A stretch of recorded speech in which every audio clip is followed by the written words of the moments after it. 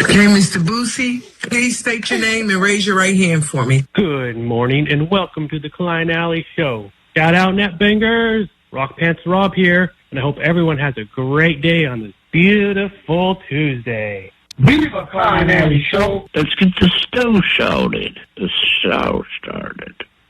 show started. We are live in Los Angeles. 3, 2, 1. And here we go. Klein Ally Show. 106.7 KROQ FM in HD Pasadena, Los Angeles, Orange County.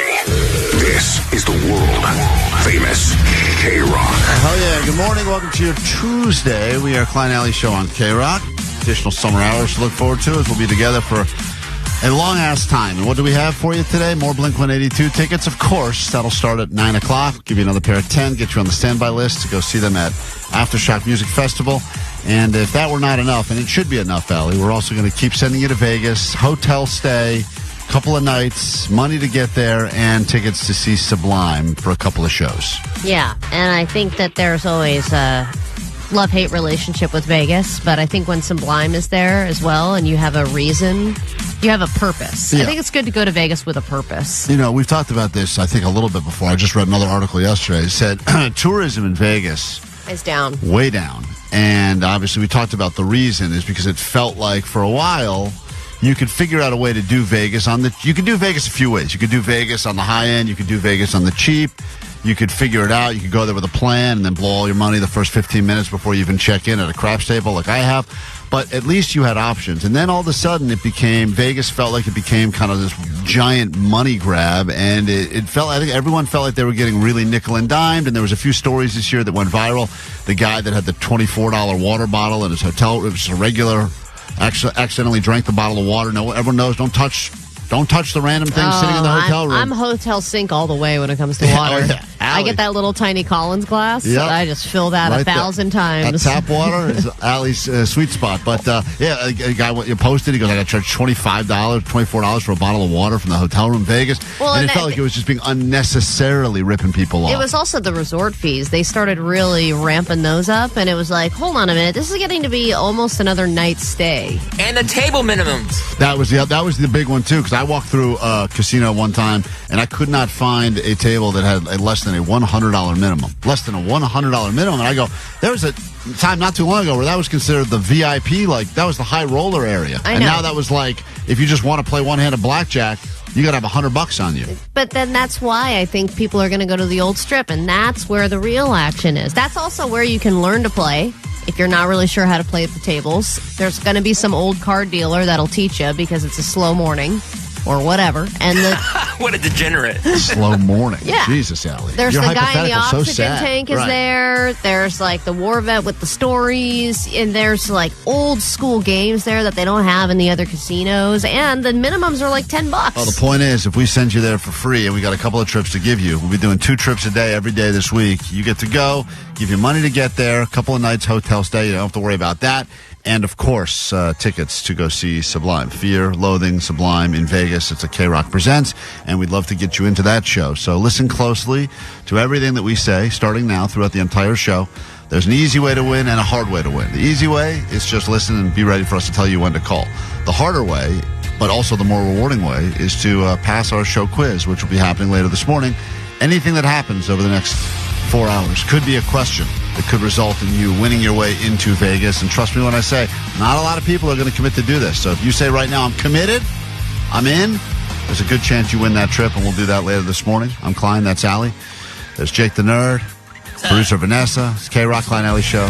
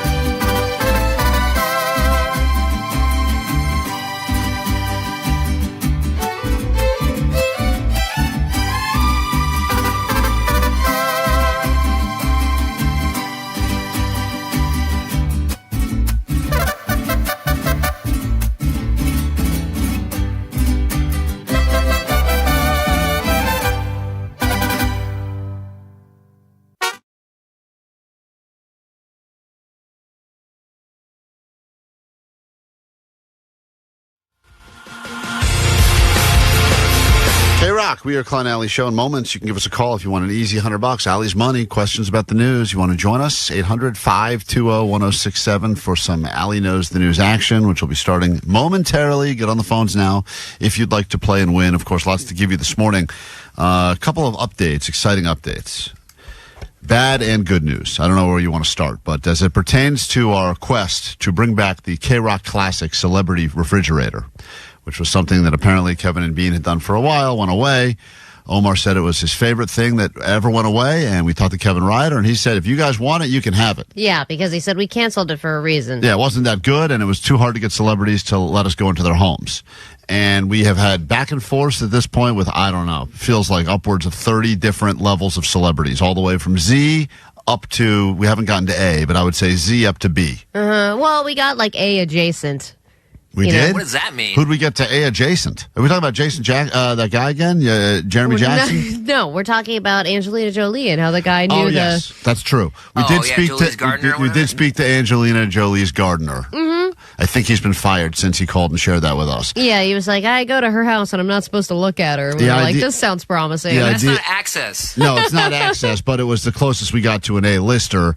And then we were moving nicely, very nicely, with the guy from American Pie who was also the star of Rookie of the Year. His name was Thomas Nicholas Ian. Yeah, and Brad knew him too.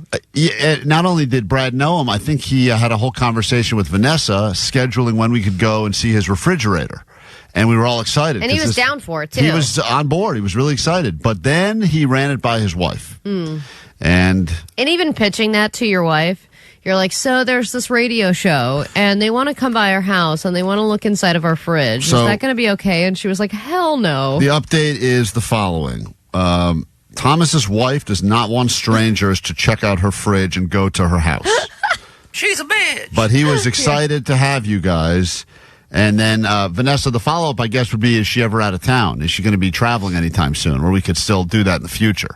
But, of course, once again, we were all ready to go. In fact, today was going to be the day I think we were going to go do the Celebrity Fridge interview. Yeah. And then she didn't want it. So but then I also don't really high-up celebrities, don't they have multiple houses? And it's like, oh, here's just a spare house that has a bunch of stuff in the fridge. Well, I think with all the break-ins that have happening lately, I think they're less and less... people are less and less interested about having strangers come in, like, see how their house works. That's a good idea, Klein. Let's just break in. We should just break in. Because that would definitely say... We can do that thing that is like, oh, the Lakers are away tonight. Right. All of a sudden... Let's just go find their houses and just see their fridges that way. Shohei Ohtani was on the road, and his refrigerator was all over Instagram because of a stupid radio show. They took nothing. They took nothing. They just commented on all the things he had and that his milk is expired.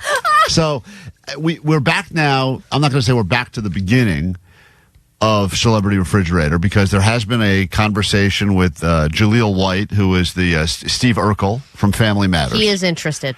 Expressed mild interest. But also there's a scheduling conflict. Apparently celebrities travel a lot, or they're just great at saying no to people like us. Well, I imagine that's a perk when you do become a celebrity, right? Is you can just always say you're working on a project. And we also don't just always say you're out of town. Right. We also don't want a refrigerator that has been pre-stocked. We want it to be natural. I think anyone could go and they could set up their fridge to make it look like they have their life together.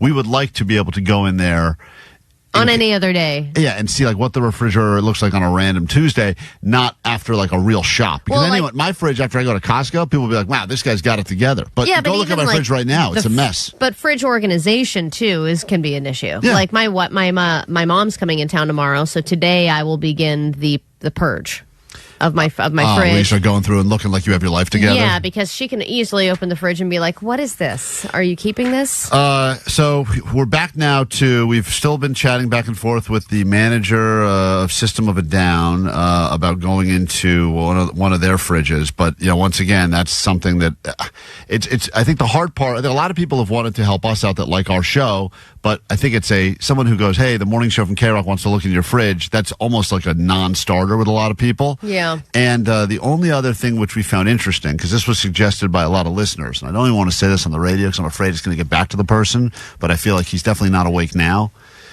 We did think it would be funny, because it is an old Kevin and Bean bit, if the first fridge we went into was the fridge of Kevin Ryder. Right. And we know he's not listening. And he is married to a celebrity. Yeah. We have correct me if I'm wrong, Vanessa, but we have had a multiple back and forth with his celebrity wife, correct? Correct. And this is all happening very behind the scenes because we don't want him to know about it. We thought it'd be funny if, when we debut the reboot of Celebrity Refrigerator And present it to him, he doesn't realize until after he's watching it that it's his fridge. Yeah. And we did it with his celebrity wife. If that can all play out, then that would be our debut and finale. That would be our first and last episode. Oh, thank God. We don't have to do this every week. It seems stressful. It's been a lot harder than we anticipated. I mean, when we were doing the, I forget People what it was. want privacy a few years now. ago, Allie, when we were trying to see which listener could connect us to the biggest celebrity, I think we were giving away Billie Eilish tickets. We talked to the voice of the Crypt Keeper. We had Rosie O'Donnell call in. We had, I feel like a couple of different levels of celebrity. For whatever reason, the refrigerator. They don't want to show us what they got. It's very private. It's like showing someone your bathroom. I think it's even more intimate than that. Really? I think the refrigerator is more intimate than the medicine cabinet because medicine cabinet, I think everyone's just got kind of the same, let me guess, Zoloft, Ambien. Are you just listing things in your medicine cabinet? That's right.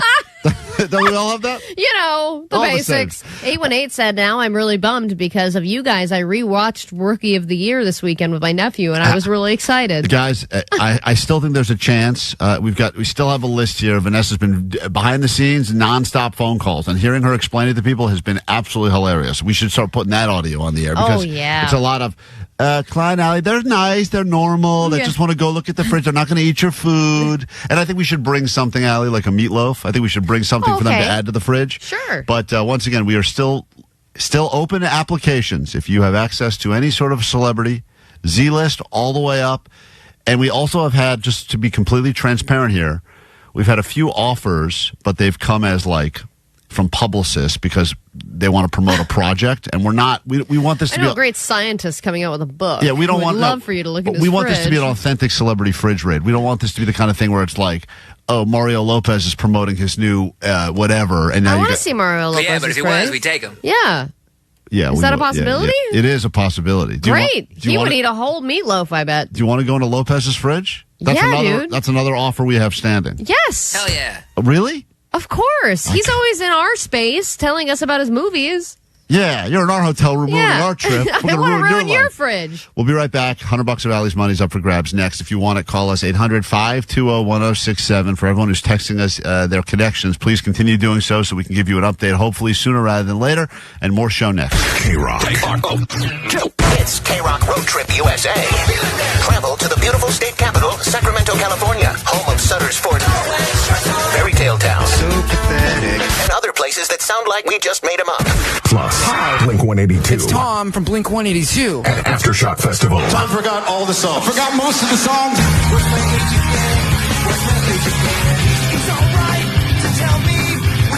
Listen for your chance to win tickets to their show at Acrisure Arena. I gave it all. I don't have anything left. Then get on the standby boarding list for a shot at the grand prize to see him again at Aftershock. KROQ. Courtesy of Live Nation and Danny Wimmer presents. Summer is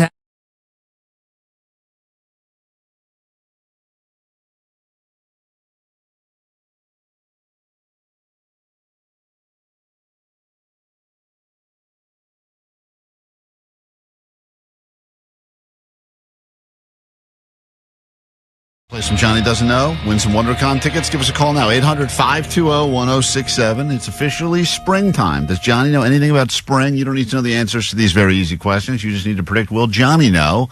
And we bring him into the KROQ studios. You can watch along, and I recommend you do. If you're not, check us out on YouTube as we're streaming. You can watch Johnny think, which is painful for the eyes and the ears at the very same time. This is Johnny Doesn't Know. Johnny doesn't know. I don't even know that. Oh, Johnny doesn't know. I wasn't even a sperm in my father's whatever. Johnny doesn't know. Johnny doesn't know. Johnny Cochran. That's OJ's real name? Johnny doesn't know. You thought the J in OJ stands for Johnny? Wasn't it like Orpheus Johnny or like... Orpheus Johnny, you got it. You're off to a good start. Whatever that dude's name was, R.I.P. R.I.P. Johnny's in the studio now. Good morning, Johnny. Good morning, everybody. Fresh off of a busy week where he was speaking to the kids at Pacoima Middle School, gave them some words of wisdom and some very important quotes that they'll remember These forever. are some 3 quotes that literally they'll tell you Beautifully said. Sauce. Up for grabs. That was a question, too. We got WonderCon tickets at the Anaheim Convention Center, but a lot of people just want to play the game because they love trying to get inside of Johnny's little brain. So it is officially, Johnny, you know what season began yesterday, right? Yeah, spring. Spring. Yeah. Why'd you bring the banana with you? Is that one of your lifelines? I just totally forgot I had it on me when I walked into the studio. Johnny's holding a banana because closed mouths don't eat, as he told us yesterday on the show. Oh, that's true. Let's say hi to Matt in Garden Grove from Johnny Doesn't Know Spring. Good morning, Matt. Good morning. Here we go. First question for Johnny. Johnny, the process of a caterpillar becoming a butterfly is known as what? Will Johnny know this, yes or no? Matt. I think Johnny's got this one.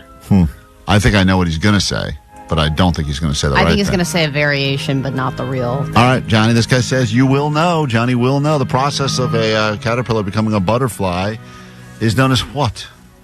Cocoon? Is that The process. the process? Like in the cocoon? Uh-huh.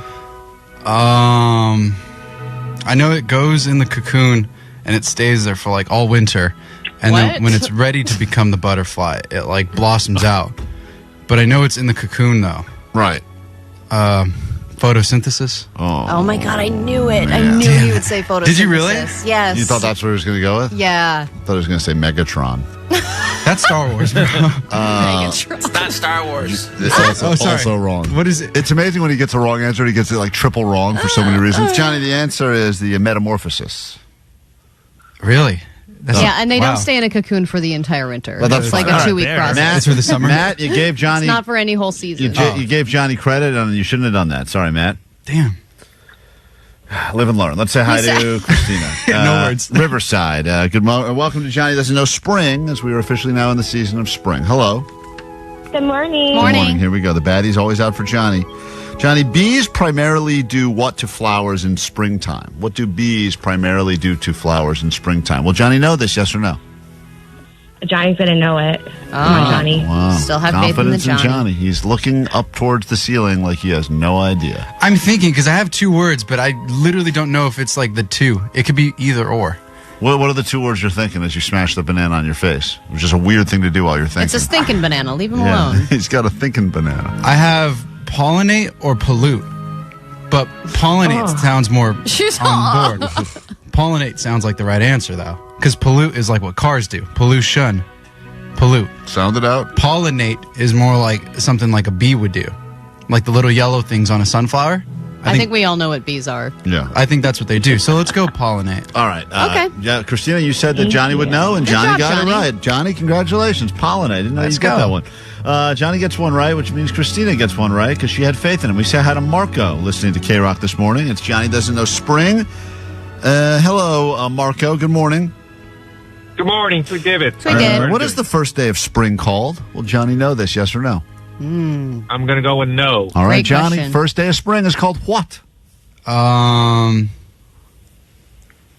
Something solstice, because it's summer solstice, autumnal solstice. Spring is Did you say autonomal? Let him go. autumnal He's cooking. equinox. Spring equinox. Wow. Yes. Johnny boy. Yes. Johnny. Equinox. I am shocked. Like the gym, right? Spring That's equinox. Yeah. What Marco said you would get it or didn't? He said no. He said I Oh, sorry, wouldn't. Marco. You should have had faith in Johnny. Damn. Only one person Whoa. has gotten theirs right. I'm shocked Johnny got that. All right, I we think go- it's because it's a gym for baddies. He did get Oh, it. that's why he That's knew why it. I got equinox. I see Klein's face, and I was Yeah. like, equinox. All right, we'll go one final contestant, and then we have to move on. Let's say hi to Ariana listening to us in Rosemead. Hey, good morning, Ariana. Welcome to KROQ this morning. Sweet David. Sweet divots to you and yours. All right, here we go. Final question. Johnny doesn't know. Spring. Let's go. Johnny, what color is the official color of spring? Most associated with spring? And I didn't realize it makes sense when you hear the answer, but will Johnny know this, yes or no? I'm going to say no, so I really hope he doesn't. All right, Johnny. Only one person has gotten a point so far in this round. Johnny, think of all the colors out there. Which one is most associated with spring? Is it weird that I kind of know this one, Allie? Ah, yeah. Is it like, Oh. You're doing the limp wrist? like, is it? I mean, Why are you making a can go gay? for it. Are you making a gay thing? Because, like, I have an answer, I think. What is the answer? But I don't know why I know it. Is it purple? Gwen Stefani, purple? Why do you keep doing that with your wrist? It's like It's very offensive each and every time. Are you making a But gay keep comment doing at it. Allie? Because Hey. What are you doing exactly? Because I don't want to answer correctly. Because if I do, then it's going to be like, answer the answer. Like Purple. you're going to assume that it's purple because it's spring. Yes, purple, and the flowers are purple, not red because that's Valentine's. Right. All right. She said Johnny would not know, and Johnny did not know. It's a green, Johnny. Green? Yeah, That's green. St. Patrick's Day. Yeah, which happens. Listen, everything is green. Everything turns green. Green is the official color of spring. But why can't it be purple, though? Because purple's more Why like... can't it be? Because it's Yeah, not. I like purple. That's why. I like you, Jake. All right. Jake's a little... Two people got theirs right. Who's going to go to WonderCon? All right. Congrats to Christina. You're winning. Congratulations. You're a big winner in this round of Johnny Doesn't Know. Hang tight 1 second. We got to take a quick break. Listeners have started to pour into the building. They want to win eggs for a year. We got that to get to and much more. Plus, Festival Fever rolls on. We'll get you into Aftershock later this morning right here, KROQ.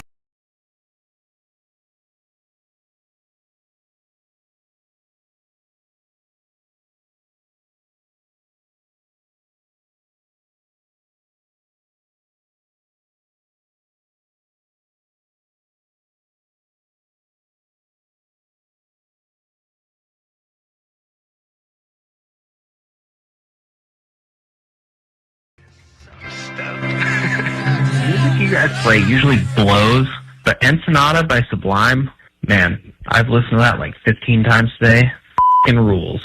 Nice job. Everything else, I hit mute. Very much appreciate the fact that Sublime World premiered that with us right here on Klein Ally Show KROQ. And yeah, that song does hit and is quickly becoming Summer Anthem 2025. Ensenada from Sublime. We get into a little Ally Knows the News action now. $100 of her money could be your money very quickly. She's paid thousands of dollars. We're almost, we should add up the numbers. We could be close to... I don't want to.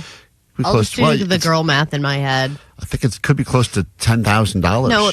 paid out. $10 million. There's no way I've paid $10,000. You've paid a lot That would of just be money. a horrible, horrible investment. It sure is, but you're investing in the audience of this show, and that is never a bad investment. So if you'd like to play, hopefully you're on the phones now, 800-520-1067. If you want to see that band Sublime in Vegas, we'll give those trips away later this morning.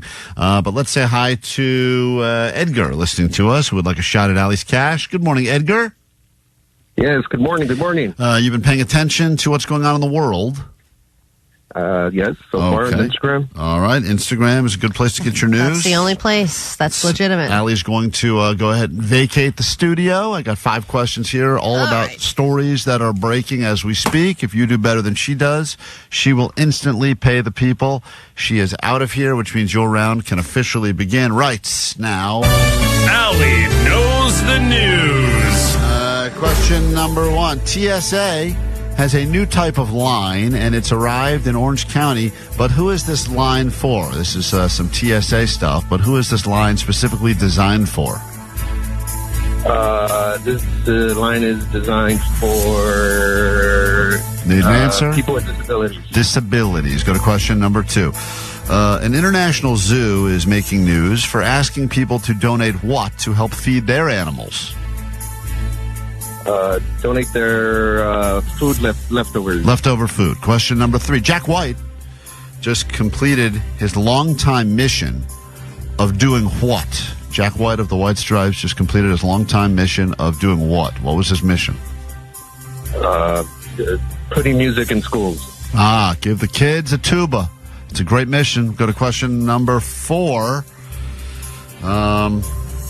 Let's go with this, I guess. Why not? Question 4. This delivery service is being fined millions after a statewide investigation. Which delivery service is now being fined millions of dollars after the conclusion of a statewide investigation? UPS. And finally, question number 5. There's a rumor with some speculation that this will be the next band to start a residency at the Sphere in Las Vegas. That'll be Blink-182. All right. Let's bring Allie in. We'll score it together. We don't usually report on rumors as news here, but there's been some people backing up the rumor, and I could see it happening, but we will go ahead and give you the details in a moment as we score it together. Allie's back in the studio. You're battling Edgar. $100 up for grabs. If you want other things from us today, like tickets to see Sublime, a trip to Vegas, or Blink-182, just keep on listening. That's all coming your way in the future. Question number 1, Allie. Yeah. TSA has a new type of line, and it's arrived in Orange County. But who is this line designed for? This is a new TSA line. Oh, I hadn't heard about this. Let's see. We've got regular, we've got TSA, we've got clear. We're going to do real ID people. A new line for just people with the real ID. That's faster line? That is not right. He guessed the handicaps. Good guess. But apparently they have a new TSA family line. Specifically, oh my God, that line is going to move at a glacial families pace. For all them strollers and breast milk. And sorry, the everything wheels else. Don't come off. I was trying to get the wheels off. The line is going to be called Full Panic Line, and it's going to be coming to an airport near you soon. Is the bottle full? I think they've officially just kicked it off in Orange County at John Wayne. We got a question number 2. No one gets the point. There's an international zoo making news because they're asking people to donate what to help feed their animals. Your animals. Your, guinea pigs and small pets. That is, and large pets. They're asking people that have horses, too, to donate. Horses? But yeah, the zoo is, I believe, in Denmark, and they're asking people if you have any pets that you no longer need or want, please Let give them go to a good mouth. Please give them to the zoo so they can feed their tigers. This contestant, Edgar, guessed leftovers, human food leftovers, which was a great guess, and also they probably should have thought of that before they went with family pets. But no, the correct answer is they are asking for your family pet donations to feed their animals. Can you imagine telling your kid right where the animal went? Where's Fluffy? Fluffy is inside of that lion right there. We got a question number 3. Allie's up 1-0. Jack White just completed his longtime mission of accomplishing what? I believe he wanted to go to every baseball park in America. More specific? I'll accept it. Every major league park. I'll accept it. Every major league baseball park, and he finally did it. We talked to Jack White about that, and he had only made his way through about half, so he's been on quite a tear recently. He must have hit them all in the last year. So jealous of the points he racked up. Oh, God. Must be nice to be Jack White. He did not get that one either. He guessed giving music to children. So Allie is up 2 now with 2 questions left.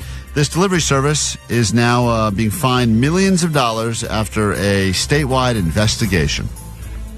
DoorDash. Great guess. The correct answer, actually, Edgar got it, is UPS. Oh, yeah. Edgar gets the point. Allie does not. Edgar has come within 1 with one final question. Yikes. It all comes down to this. Rumor report. We don't usually report on rumors here, but now there is rumor and backup that this will be the next band to have a residency in Las Vegas at the Sphere. Oh, yeah. That would be Metallica, That is the answer. Metallica. That would be some show. Edgar said Blink-182, but that is not the case. We will be giving away Blink-182 tickets later today. However, Edgar, you lost, but what must you shamefully admit as Allie puts her money back in her pocket for now?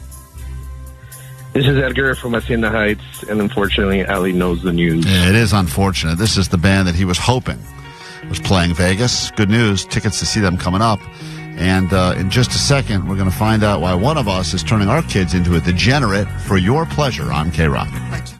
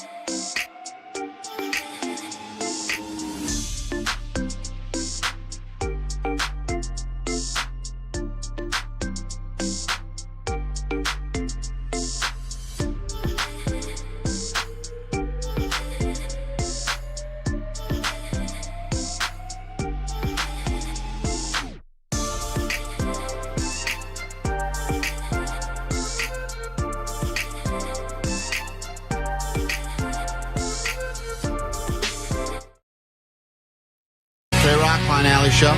In about an hour, your Blink tickets, and then we'll do it again at 10 a.m. because summer hours are rolling on. So just keep listening to win your way into Blink. And if you like winning, well, you're going to want to hear this. Okay, so Katie has started a new tradition with our son on Wednesday mornings. Wait, you're gay? Yeah. Huh. Yeah. Huh. Jake, did you know that?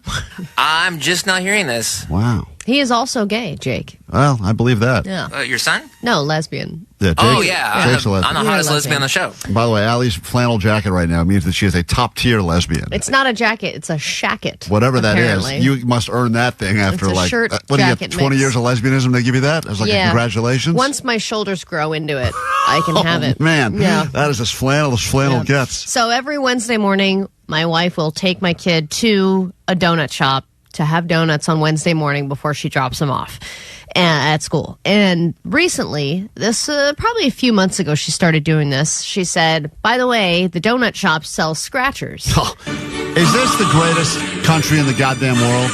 Isn't it? Yeah, it is great. I don't think I've ever been to a donut shop that has scratchers. It has a bunch of different stuff there. I have been to a few, and it is It's a like a beautiful hodgepodge thing. of things. Yeah, I assume that's heaven. Every time I've done it, I'm like, I guess I died, and I've walked into heaven, and it's a donut shop that sells scratchers. Mm-hmm. They even have little things to buy, like little toys for kids. Like they have a Hot Wheels that's a donut. Yeah. You know, like even if he wins, he can spend money on stuff right then and there. So over the past few months, they've been getting the scratchers, and Wesley picks them. And That's illegal. He picks them. He doesn't purchase them physically. No, I don't care. I mean, I also developed the gambling Didn't you problem. do that Yeah, with that's your dad or whenever my grandfather? dad, that was my thing. When if I was homesick, I broke a bone, my dad would come visit me, he'd hand me a scratcher. Yeah. And that is why I developed a serious, crippling gambling addiction. So were you lucky? Because it turns out that my kid is. Well, how lucky? Yeah, when you say lucky, because you keep track of all wins and losses, like on a spreadsheet. My wife does. And there was discussion last week Get Allie's wife on the about phone. what to do with the money because now he has racked up a pretty good amount of winnings. Hold on. When you say pretty good amount, most of these winnings are like free ticket stuff? The free ticket? No. No. So the first time he played, he won $10. I see 3 $10 wins within the first month of doing this. Hold on, let me get then, your wife on. Katie? Yeah, hi. Hi, babe. You're contributing to this future Degenerate? I'm the cause of it. Oh, nice. I like it. Last month he spent $5 and won $50. A $50 win on a scratcher? Yeah, $50 win on a scratcher. And then let's see, the last big win was on Friday. He spent $10 and won $100. No. So he's going for the bigger scratchers, right, Katie? He's starting to go for the ones that are more expensive. Yeah, I put the limit like it can't be over $10. But when we first started, like that morning, I said to myself, whichever one he picks, it doesn't matter how much money it is, we're just going to go for it. And I made the mistake of not doing that, so now he's allowed $10, $5, you know. But I mean, some scratchers, correct me if I'm wrong, or $20. You can spend $100 on a scratcher. Some of those ones. Not here. Now, he's not going for money. He's just going for bright colors. Right. He's just going for like balloons or bright colors, right? I mean, they some of the scratchers, I couldn't imagine he's like picking La Torilla game. That one stinks. Yes, he is. Oh, yeah, he is going with that one. But not frequently. He likes to pick the poker game a lot. Nice. He's a pro. Yeah, I get that. Okay, so now there was a discussion about who gets the money because she was like, well, now he has give it to him. He What do has you mean, close to $200 cash or whatever, and she's like, what should we do with it? And I'm like, we put it in his piggy bank. That's his. That's a stupid thing. No, he's buying some bling. Get him a grill. But she starts arguing that because she was fronting the money at the beginning to buy the tickets, that some of the money should go to her. All right, well, she should get back her investment. What she's spent. Yeah, you staked him, but this kid's got a skill, obviously. He's 3, but he's able to pick winners on scratchers. Not an easy skill, but I mean, eventually he will be a loser in life. We can all accept that. No. What if he's just a lucky kid? Like, I am the opposite of this. You know me. Oh, yeah. I mush everything around me. I have horrible luck. Allie would lose and get 3 paper cuts while trying to scratch the ticket. Yeah. I cannot gamble anymore. I shouldn't do anything where it's left up to, quote, chance. Allie calls me every year before the Super Bowl and goes, can you just give me $50 on whatever she says? I put all my money on the opposite, and she's always wrong. I'm and the I've always been ultimate right. cooler. She is. And it seems like Wesley is the opposite. So we got to keep you away from your son. That's a good idea. I shouldn't help him choose anything. Katie, you got to Katie's move out. pretty lucky, too. You got to move out, take the kid with you, go to Vegas. But here's the thing, Katie. Do you want to take out only what you've paid, or you want to take more than that? Well, I don't know.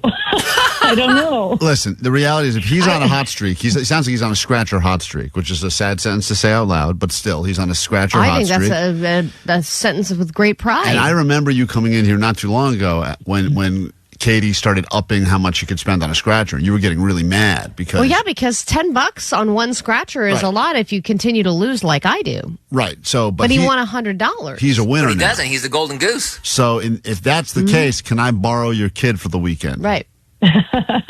Well, he's going to be away this weekend, but maybe another weekend. But for a fee, is he nearby now? Does he have any numbers he can give me for Powerball off the top of his head? He told me that he just changed his birthday to January 24th, so maybe 24. And when he goes to bed on Tuesday nights, I say, "All right, dream of the winning ticket."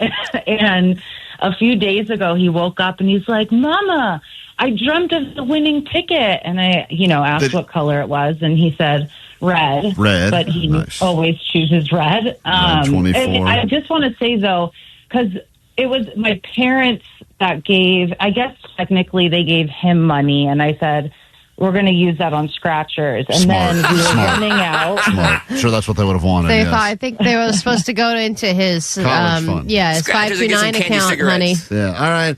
So 24 red. Okay. Is there any? Can you shake him? Is he near you by chance or no? He's kind of close. Okay. Just see. Well, he's kind of close. You're supposed to be with her. That seems like the real gamble going on here. Just playing in the car, or what is he doing? His own health. Mommy's on the phone. Hey, can you give me a number? Tell him any number. I gotta get a ticket together. Wesley, can you pick a number? What's your favorite number? What's your favorite? She says he doesn't. He says she doesn't want to talk to you, Allie. Okay. What? What the hell's going on over there? That guy is. He's right. He's right again. The other thing, Klein, is there any argument? Because who is paying for the donuts? You want to tell them? You. I'm paying for the donuts. So the donuts are being spent. My money. Right, but I'm the one paying that card. Everything that's spent on that card is me. So I have something. I have to save the cash for the scratchers.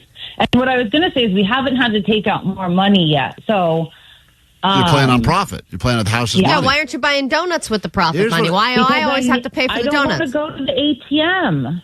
Well, it sounds like you're up a couple $100 on scratchers. This kid's got the sniffer, so let him. He's got the lucky nose. Let him keep picking the tickets. He's picking the winners.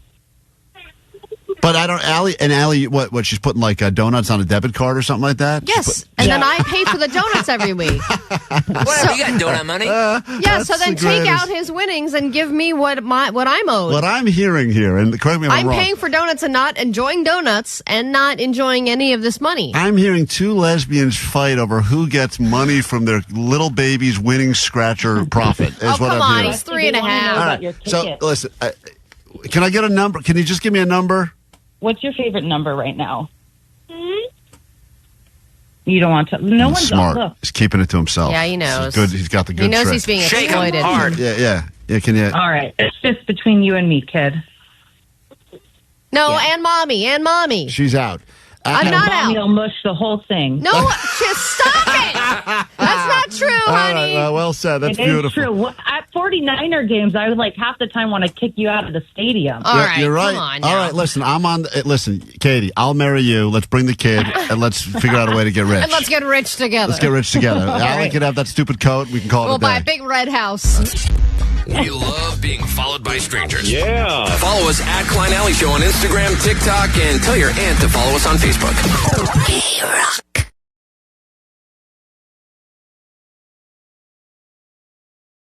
KROQ, Klein Ally Show. Everyone argues that the generation that they grew up in is the best generation because it's their generation. You got to have pride for your own gen, even if you think your gen is not, quote, the greatest generation, which was stolen so early. It seems unfair that I think the greatest generation, those are all the really old people now, right? Didn't they coin the greatest generation? Did they? Like the pre-baby boomers. I always feel like that's like... I thought that was like the World War II people. Yeah, they're like, we're the greatest generation. You steal that so early. What hope do the rest of us have? Well, I think back then you could just say that stuff. Yeah, now I don't know who determines what the generation names are. I guess the same people that determine hurricane names. Probably. And if you identify as Gen X or Gen Z or Millennial or Zennial, there are so many different categories, and there's always a reason why your generation did the best things for society and why the generation after you is usually screwed. And then there's all this generation on generation bashing. Well, we cut through all of it right now as we have representatives on the phone representing. This week we're doing a Gen Z millennial battle because that seems to be, even though there's a lot of Gen X versus Gen Z, there's still some Gen X versus millennial that happens. This one seems to be the real tricky part. Johnny has a lot of hate for millennials. Well, I think Gen Z likes to make fun of millennials because we grew up without internet, but also are still living in a digital age. So it's like the millennial pause. Have you heard of the millennial pause? No. See, that's the kind of stuff we hate millennials for. Y'all be making up some weird stuff, and it's so one-sided. It's like nobody cares about that. Johnny and I were having an argument off the air about what things he takes credit for in his generation, and one of the ones he said Gen Z gets credit for is Pilates. And I said, Johnny, what? I think Pilates has been around since the greatest. Only hot girls are doing it right now. All the young hot girls are doing Pilates. They're not in the gyms. I'm doing Pilates. There you go. All right, well, Gen Z is called Gen Z because they're the first generation, they're digital natives. They're the first generation to grow up with the internet, and that would be between the late 90s and early 2010s as far as year that you were born. And millennials are defined as people to be born between 1981 and 1996. So let me say hi to the Gen Z representative on the phone right now, who is, when were you born? What year were you born in, Eliza? 98. I'm 26. All right, she's 26. Proud Gen Zer, aren't you? Yeah, I think so. All right, you have the entire hopes and dreams of a generation on your shoulders right now. So just, I hope you take this seriously. You'll be battling a millennial. His name is Matthew. Okay. He's listening to the show right now. Matthew, what year were you born in? 1989. All right, we got a 1989 35-year-old battling a 1998 26-year-old. The questions, as always, you will have a chance to answer the questions that should be given to the other generation, and then they will have a chance to steal if you cannot answer correctly. So, for instance, Matthew, you will be given questions that will be easy for Eliza to answer, being a Gen Zer. She will be given questions that should be easy for you to answer as a millennial. You get a chance to answer them. If you're wrong, the other person can steal. Allie will keep track, and at the end, we'll determine which generation reigns supreme this week. All right, here we go. First generation to go, the generation that goes first is the generation that was born first, and that puts us in Matthew, the millennial. Matthew. Yes. Your first question. If someone is posting something using the hashtag OOTD, what are they posting? Matthew. OOTD. OOTD. Matthew. Oh no. Oh my God. Oh my God. Oh my God. No answer? I'm joking. All right, that is millennial. A chance to steal the question back that she should get. Let's say hi to Eliza for a Generation Z. What would they be posting if they were to use the hashtag OOTD? OOTD, outfit of the day. That is correct. Come on, Matthew. Popularized by Gen Z. Gen Z gets a point. We now go to Gen Z for their question, which is something that millennials would know, but they would not. Eliza, who was everybody's first friend on MySpace? I do know this. I know this. Tom? Tom Eliza. is correct. Had a girl, baby. Eliza, how did you say you knew this? Were you going to say, my grandfather was friends with him? How did you... My older brother is in his 30s. Got it. See, that's the unfair advantage. All right. So now we have Gen Z goes up 2. Matthew, the question now goes back to you. Generation Wars. Matthew, representing millennials, and they need some help here. Yeah, I need to step it up. Matthew, use bussin' in a sentence. Busted? Bussin'. Oh, man. I was walking to the store the other day. I was bussing. Oh, no. Trash. No. Sorry, we cannot accept that. For the steal, Eliza, representing Gen Z, use bussin' in a sentence. This hamburger's bussin'. That is correct. I would accept that. That's a tasty burger right there. All right. Well, this is not good. She's gotten so far all of her question's correct and all of your questions correct. Eliza, you're up on the clock, up 3-0 right now. Matthew thinks that when you're on the bus, you're like, I'm bussing. I'm bussing. I am bussing to school. Ooh, I'd be bussing. Eliza, Eliza, They're here like, we go. I'm going to stab you. Eliza, what music sharing program had a mascot of a cat wearing headphones? Oh, Justin Timberlake played the guy in the Social Network that made this thing. Oh my God. Need an answer. Napster? Napster is correct. Oh my God, Eliza. Wow. Eliza representing Gen Z. Johnny's so excited. He's standing up in the other room. She's up 4 now. I don't think there's a comeback in your future, unfortunately, for millennials, but let's find out. Matthew, here's your next question. What is Delulu short for? What is Delulu short for? The Lululemons? Oh my God. The Lululemons. Trash, bro. Christ. Eliza, you want to steal this one back? Yeah, I mean, delusional that thinks millennials are better than That's correct. Having that a is meant correct. to be. All right, so this is not good for millennials, by the way. This is going to be the biggest slaughtering that's ever happened in Generation clean Wars. sweep. Clean sweep, and there's only one question left. 323 said, stop dicking around, Matt. Yeah, Matt, really, the hopes and dreams of millennials are hanging on you, and you are disappointed. All these acronyms. I'm sorry. All right, Eliza, Ridiculous. here we go. It's ridiculous. Let's see if we can trip her up. He's trying to get off my lawn approach. Eliza, what store had topless men standing outside of it to try to sell some overpriced jeans and T-shirts? Oh, I can smell the store. Yes. Oh, it's not Abercrombie. It was, Hollister. Wow. I mean, she's right. Technically, I would have accepted Abercrombie, but Hollister did that move as well. They were like, we have even hotter guys. Both acceptable. Yeah. All right, she gets the point again, and now it doesn't even really matter at this point, Matthew, but let me just try to get you on the board at the very least. Matthew, Yes. What is Zyn? What is Zyn? A little tobacco pouch. All right, You put it in your finally. mouth. That's Yeah. the one thing we want. A nice red. Tobacco.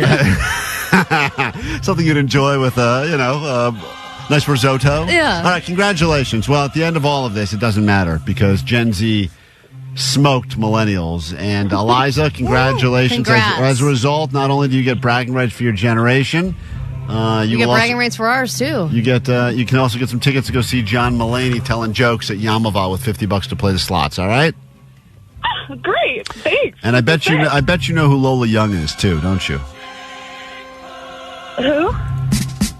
Here's your answer right here. Lola Young. This is messy. Check it out. It's all over the socials right now. I'm sure you've heard the song. Congratulations. Next week, will your generation win? Let's find out. Gen Z will be back to defend themselves. This time they'll be going up against Gen X. That'll be next week on KROQ.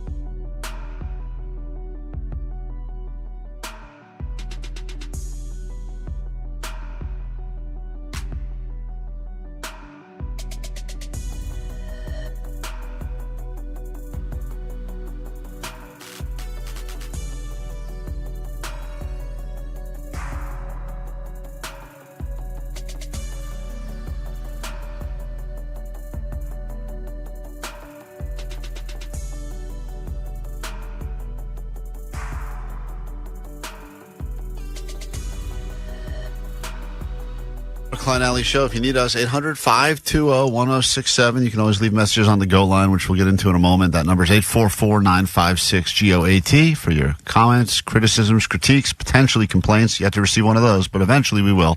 And right now we get into your news. Then a brand new hour of the show can begin, perhaps the greatest hour of your life. Here we go. Grab your Adderall. It's time for ADD News. So imagine for a moment that you finally got tickets to see the Oasis reunion tour. You're on your way into the venue. This is not the story about the guy who died, by the way. This is worse, in my opinion. Oh, so much worse. It's so much worse. So he walks in. You're getting all excited. You got your little Oasis band T-shirt from 30 years ago, whatever. It's like a 2 decades in the making show. You certain shows that you're like, man, I never thought I would live to see the day. I mean, there was a time when everyone just was convinced the Gallagher brothers, they're never going to get along. They hate each other. Mm-hmm. They will never perform together. They said so. Yes. They both said so, and then occasionally when one of them would say, like, maybe, the other one would be like, yeah, you stupid bollock. Yeah. And then they would never happen. So good impression. Well, thank you. And then all of a sudden it happens, and so the anticipation for the show was as high as any show ever in our lifetime. So imagine that, and you're headed over to the bar to get a drink, and then suddenly a security guard hits you in the head, and you get knocked unconscious for the entirety of the show. And this happened because some douche was trying to hop the gate and get into the venue without paying. Also, a moment 30 years in the making for you, right? You're like, I'm going to hop the ultimate gate. And there are people that are very good at that. I know people that have gone to quite a few shows and never have a ticket. They always figure out a way to get in. Yeah. So this person hopped the fence. The security guard was trying to stop him and then, went back and crashed into this guy who was a paying customer and happened to be hit in the head, knocked unconscious, and he missed the entire show because he got hit by a security guard for no apparent reason. So just imagine that. You wake up, you're going to I don't know, you went full coma. And they're like, Wonderwall, thank you, everybody. And you wake up, and all of a sudden you missed the whole thing. I mean, the story's and you didn't wild. even get your drink.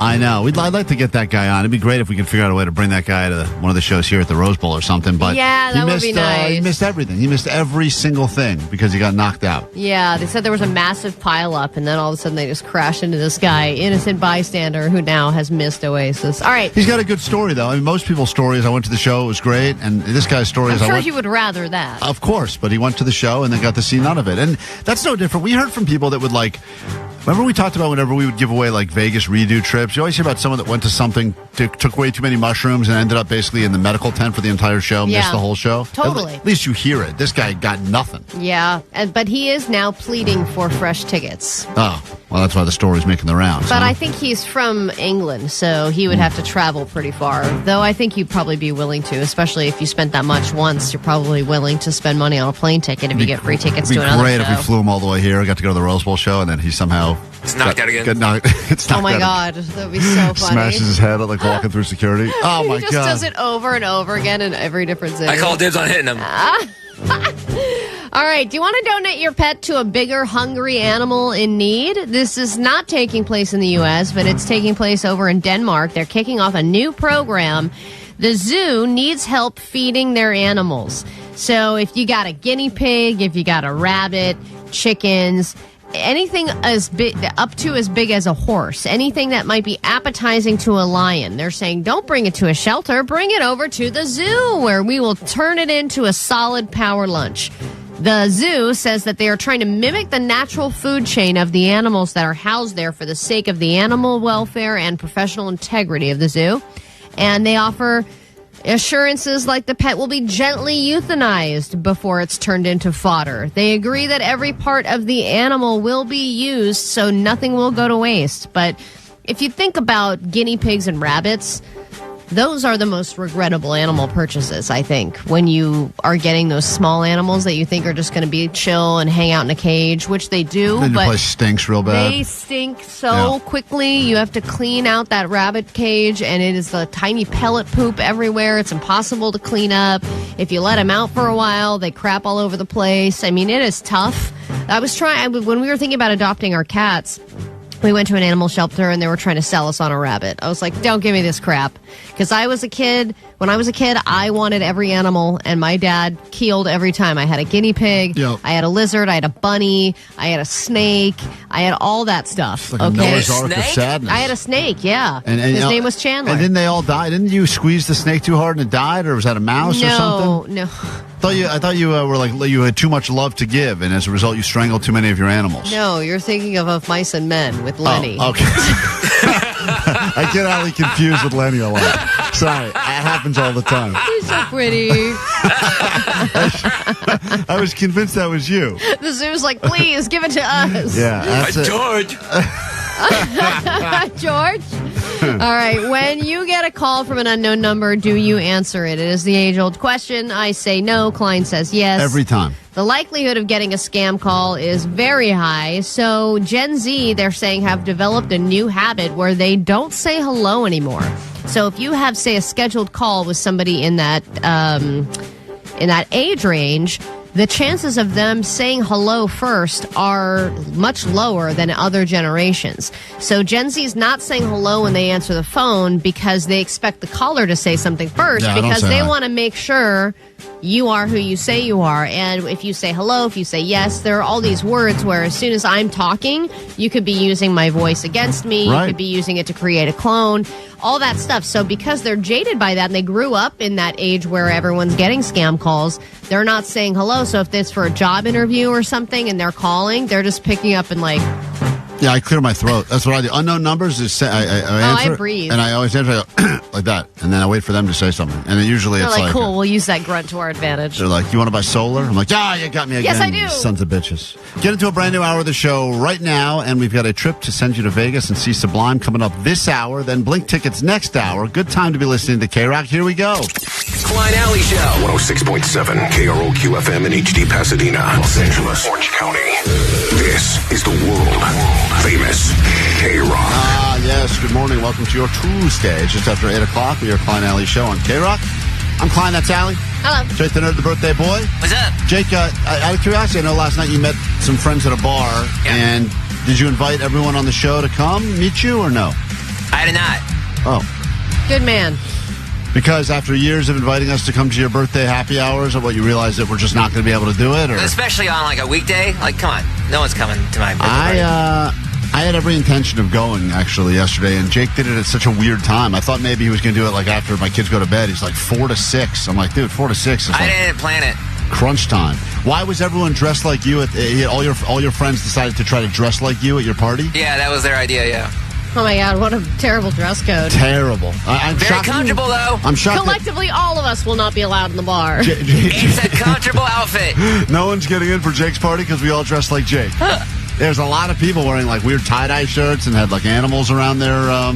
I mean, that is a great idea to do a Jake lookalike birthday party. Yeah, we did our Halloween party last year at KROQ. I believe the guy that made it to the finals was dressed like Jake. It's a great costume. It is a good costume. It's just it's easy to put together, pretty affordable. All you need, you could probably just put a tie-dye shirt together with a little arts and crafts situation.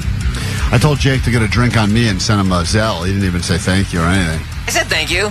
I said thank you, and I said I don't believe you because you said you wish you could be there. I said I don't believe you. But well, I saw the part. I saw I don't believe you. I didn't say a thank you. But so what did he Zelle you? I just sent him. I don't know, $25. And have what? When? I didn't get any money from you.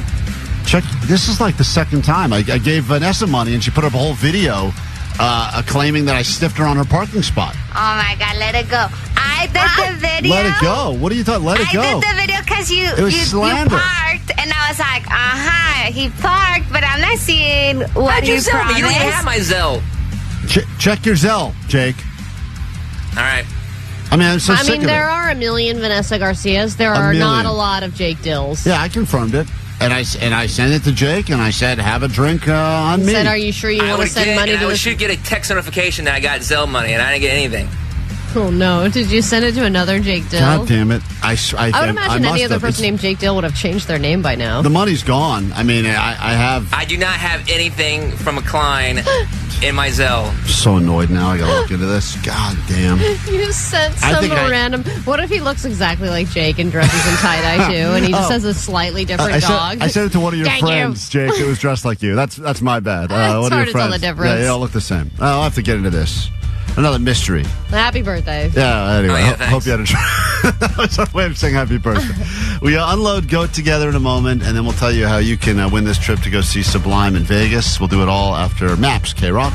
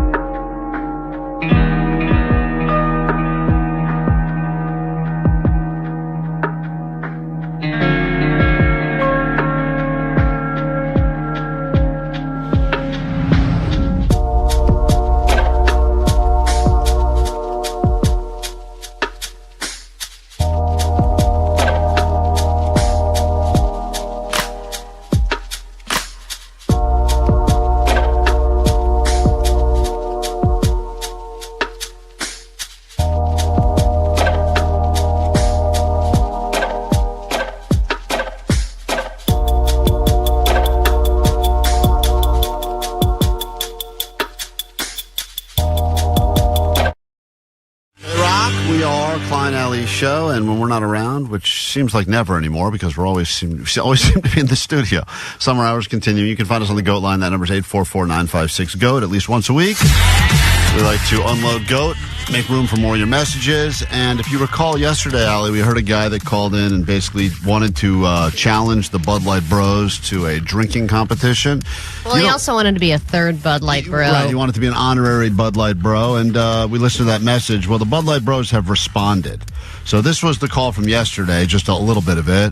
All right. Listen, Klein Ally, I got this message delivered to the Bud Light Bros. Hey, I'm a bro from another mother, but I wanna join the group. I cannot drink those motherfuckers. So then he started all friendly and saying I liked him, he wanted to join him, but then it became kind of threatening, like I'm going to outdrink you guys. Well, the Bud Light Bros have responded, and you don't want to wake a sleeping giant like the Bud Light Bros, and this is what they've said. What's up, Klein Ally? It's the Bud Light Bros. First off, just want to say happy belated B-Day to the Ace. Yes? Hell yeah. Real quick, we just want to respond to that dude that left the GOAT Live message yesterday. Surprisingly, that's not the only fool that hit us up wanting to be a Bud Light Bro. Wow. These guys claim that they're getting applications constantly, people that would like to join them. We're going to have to do the Bud Light Bro games to see who qualifies. I had no idea. You look at these things. What's that entail? Just a lot of drinking. That's it. It's one beer activity. mile? It's drinking. But honestly, anybody could be a Bud Light bro. All you gotta do is pound Bud Light and listen to the Klein Ally Show for 4 hours every day. It's not too hard. Well, I don't know why that makes me like warm and fuzzy inside. That's all you can be a Bud Light bro. Hey, I'm halfway there. Yeah. And why? You don't listen to the full show, Jake? You son of a bitch? I'm drinking the Bud Lights right now. Okay, fair enough. Okay. You might not be an official Bud Light bro, but you can definitely be an honorary Bud Light bro. In regards to his call out, we can definitely make that happen. Of course, these guys are not afraid of the drinking challenge. Yeah, Bud Light bro don't back down from no call out. That's right. So if you guys can facilitate a location, because we can't fit more than 2 people in our kitchen, but maybe a member of the Klein Ally Show Army can provide a spot and a grill, and we can have a good old-fashioned Bud Light Bros carne asada. So this is now shifted from drinking competition to... So now we have to host a venue for a drinking competition? we need to get a carne asada and get a grill and have a backyard kickback. Got it. We could start with an 18-pack, and if homie's still standing, if he can keep on drinking, then we can do it a 36-pack for sure. Anyway, balls in your court, guys. Let us know. We're down for anything. Hashtag Grow the Show. Viva Klein Ally Show. Bud Light Bros. It is what it is. Sweet dick. What a beautiful message from the Bud Light I'd be so Bros. interested in watching this go down. I would would too. love to see this happen. But I think this is a legal issue. No? Well, if it happens off property... Asking people to binge drink, and then if they throw up... We're not asking anyone. They're challenging each other. We're just connecting the challenges through the but goat they're going to say, oh, you're doing it on our land or whatever crap. Our land? What? Are That's they? how lawyers work. Oh, is that how it is? Yeah. All right. Well, anyway, that's an interesting message, and I'm glad that potentially there's going to be a future to that story. Now, Allie, I did want to play. This is not going to be a feel-good message, but this is a message for you. Hey, Allie. It's me, Cancer Kid, calling from City of Hope. Now, this is a cancer kid that's calling because you did claim that you would shave your head. No, I didn't. And I never said. I said absolutely I'm not shaving my head ever.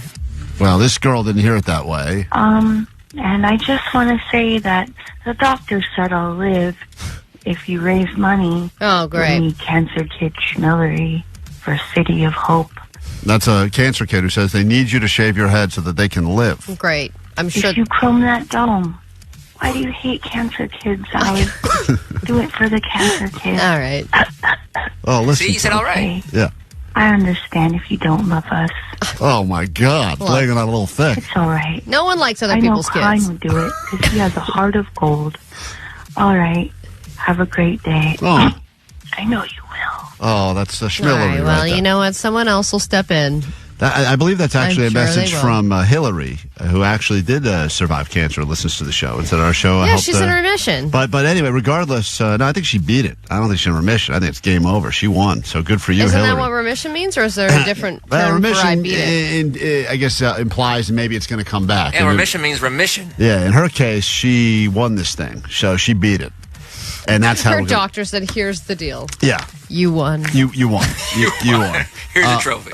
Final message here, and this is another... Thank you for the message, by the way. I'm not shaving my head. Allie is going to Tom, you shave do it, her I'll do head. Jake will do No, it it as doesn't well. matter if you do it. Final... Your hair will grow back in like a month. Final message. Hey guys, sweet dibs.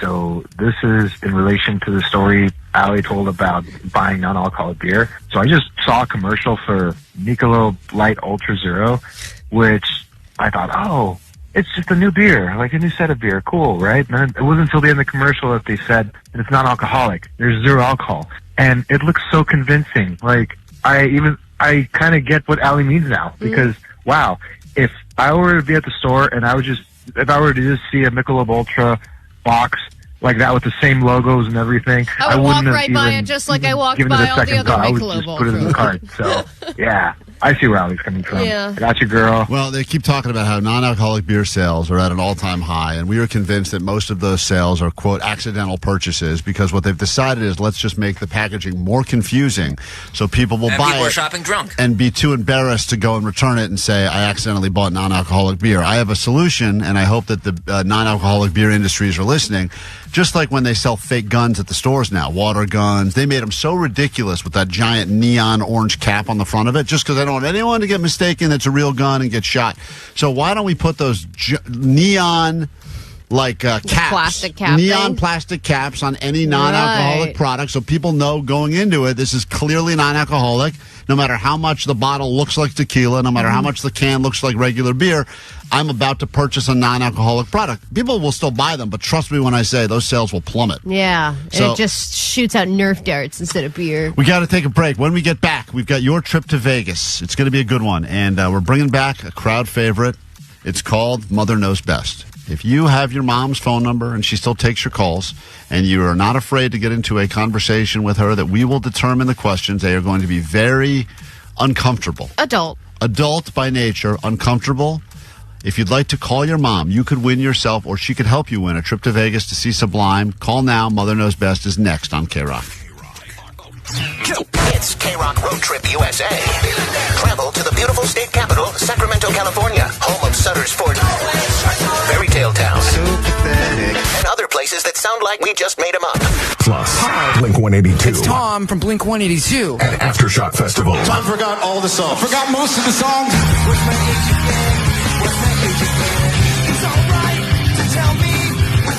Listen for your chance to win tickets to their show at Acrisure Arena. I gave it all. I don't have anything left. Then get on the standby boarding list for a shot at the grand prize to see him again at Aftershock. KROQ, courtesy of Live Nation and Danny Wimmer presents. What?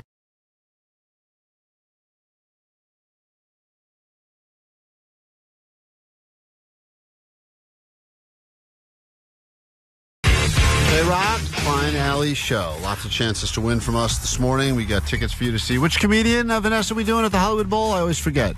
Ricky Gervais. Ricky Gervais. You'll get tickets to see Ricky Gervais. Gervais at the Hollywood Bowl. That's coming up a little bit later this morning. And also, we will get you into When We Were Young. Just announced what a lineup, including the return of Panic at the Disco. They called it quits. It felt like just a year ago. And now they're having a reunion show next October, and you will be Right there. around the kid's first birthday, right? That's right.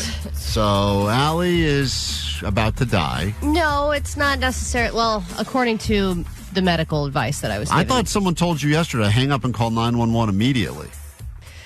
So, I think medical advice is a little bit overrated, depending on the thing that you're getting advice from for. someone you meet in an elevator, sure. But from a medical professional, that's not really medical advice. Look, that's them doing their job. Okay. Yes, hello? They're doing their job. Yes, of course. According to the little, tablet that's in front of them that's saying, click here, okay? If they say this, send them to the emergency room. No, it's not according Correct to the me tablet. if I'm wrong. You've been sick for now 11 days? 12 days? This is day 10, actually, Omar. Now, what in the world, why wouldn't you listen to a medical professional to make you feel better? Okay, so all of this started because my kid had a horrible virus. Unfortunately, he had a seizure as a result of the virus. Now he is fine. Because Allie didn't listen to any of the medical No. advice they gave. So that's why his situation... He'll be fine. Yeah, his situation worsened quickly. Then that was me calling 911. That is an emergency, right? Yes. The ambulance showed up and everything. They took us to the hospital. This is now me being sick for 10 plus days. Yesterday, I was kind of given a passive-aggressive suggestion from Katie to call a doctor because at this point, it's just getting a little out of hand, And, right? and by the way, we've all said that too, because you're bringing your funk and your germs and your gross in here. Yeah, it's gross. And we all sit around and we're all very close to, way too close to each other. Weren't you just like 4 days ago looking up the symptoms for mono? Didn't you think you had mono? Yes, but that's past now. I don't think I have it because there are some of the symptoms. I'm getting new ones and other ones are going away. It's always changing. You're You one of gotta those keep people up, that are hopping on WebMD and think they know better than the actual doctor. No, doctors go to school for a long time, right? Long time. They're probably still in debt. So what I did was I decided, all right, I'm going to call the nurse hotline and just get some medical advice, okay? And let me just start by saying, What do you say it like that? Medical advice. Yeah, you sounded so... What the hell? These are professional nurses, Allie. They know better than you do because they deal with idiots like you all day, every day. Yes, but all of us have ignored medical advice at one point or another, whether it's on the back of a bottle of something or some, hey, don't drink on this medication, hey, don't walk because this First of all, Allie, that's not medical. The back of the bottle is not medical advice. That's Yes, it is. instructions for how to take the medicine. Yeah, That's and not it's advice. and it's their advice that you don't drink while you're on these meds, but everyone Advice does is it. like a friend who says you should wear some of those socks when you fly so you don't get blood clots in your. That's like advice. All right. You're talking about rules. I call the nurse hotline and they say, all right, what's going on? And I say, well, I've been sick for 10 days almost now. And what are the main problems? I'm like, well, I've got this swollen throat that seems to be getting worse, and it's kind of tough for me to swallow. I still can't taste or smell anything. I've had a lot of nausea. I'm getting headaches. There's all this stuff I'm listing off, right? You're a real catch. Is that what they said? Sounds terrible, man. Yeah, there's a lot going on. But the body aches have gone away, so that's a plus. And then I said, I think, they said, what's the worst symptom, the one you're most worried about? I said, well, the throat is kind of, concerning, considering, if I'm talking for long periods, my voice gets tired and it's hard for me to swallow and it's getting really unenjoyable to eat. And also who your mom is. Yeah, the throat goat. Right. So yeah, you're the next I did in name line. drop her. Yeah, if you have a bad throat and you're next in line to the throat goat, it's embarrassing to your whole family Exactly. creed. They think I'm incompetent, my whole family. Right. I can't face them at Thanksgiving. Right. So then she goes, all right, well, has your sore throat gotten worse in the last 24 hours? And I said, yeah, actually it has. Yeah, thanks for asking. Good advice. Bye. And I'm thinking, yeah, I guess it's gotten worse. So she goes, go, clickety click.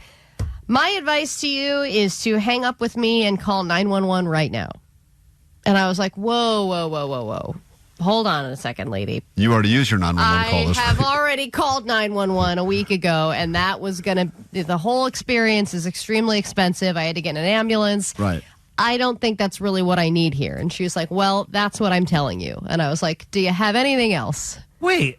That got it went to like 100 real quick. That's what I thought, Omar. Well, I was like, this is like her checking off a box because you click, then they think my air cavities are closing up and that I'm going to not be able to breathe. If you're having trouble breathing and you feel like your throat is closing. Isn't everyone having trouble breathing? Come on. Listen, they're trying. Everyone wants to pass the buck and they don't want to be the responsible. So even if there's That's something. the thing. Yeah, I understand. And probably 911 was the most extreme. I mean, it's like a couple times you go to like a doctor for something small. They're like, look, this is outside of my whatever. Why don't you just go to the ER? And you're like, but I don't think this is an emergency. But they're not saying go to the ER because it's an emergency. They're saying go there because they got a wider range of whatever's there that can figure out where you belong. We have a wide range of things to charge you for. Yeah, that's true.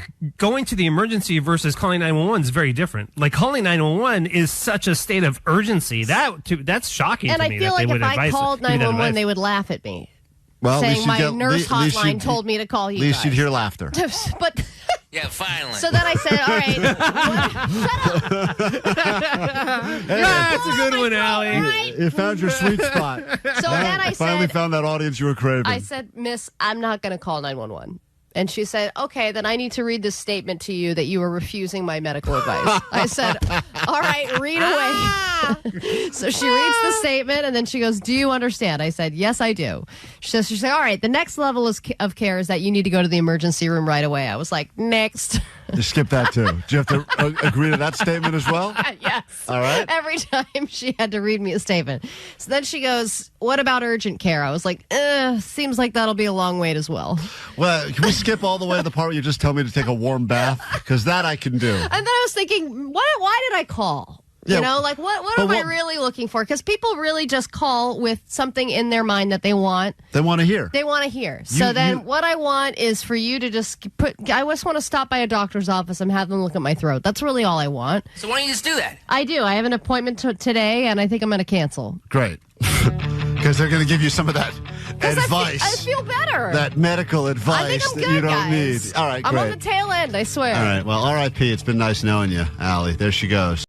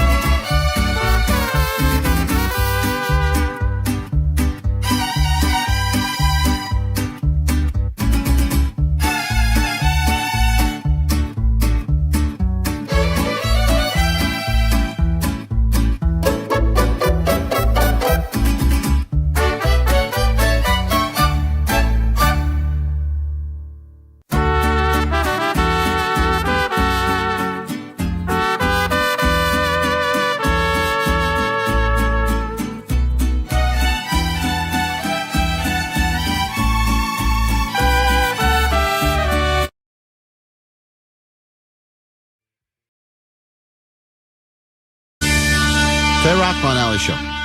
Oh, man, there's always those uncomfortable conversations you're forced to have at some point with a parent. Maybe moms know a lot of things. They seem to know how to get stains out of stuff. They seem to know how much medicine you're supposed to take and potentially what you're dealing with. The moms have a weird thing they didn't go to school for. They just picked it up over the years of being a mom. Yeah, but they're like, I know how to clean your fridge and have it have no streaks. Right. Like how'd you learn stainless that? steel. I'm like, how? I've used everything. It's vinegar and leeches. How can you do it? How'd they learn it? But then there's things about your Mom life spit. you probably wouldn't want them to know, and that is why we started doing Mother Knows Best. Now, it's time for Knows Best. All right, let's say hi to, well, there's a lot of people that would like to play, understandably. If your mom's able to answer any of these questions about you successfully, you could end up in Vegas with Sublime. That's a real trip we're giving away.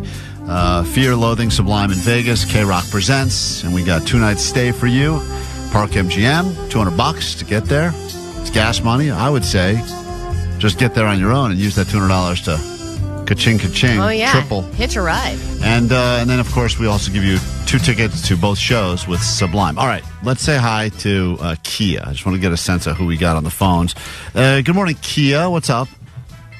It's Kaya. Oh, Hi, Kaya. Hi, we'll go with that. Kaya, How are you? Pleasure. We thought you were a reliable vehicle. There's apparently being recalled right now. But regardless, so your mom and you have a tight relationship?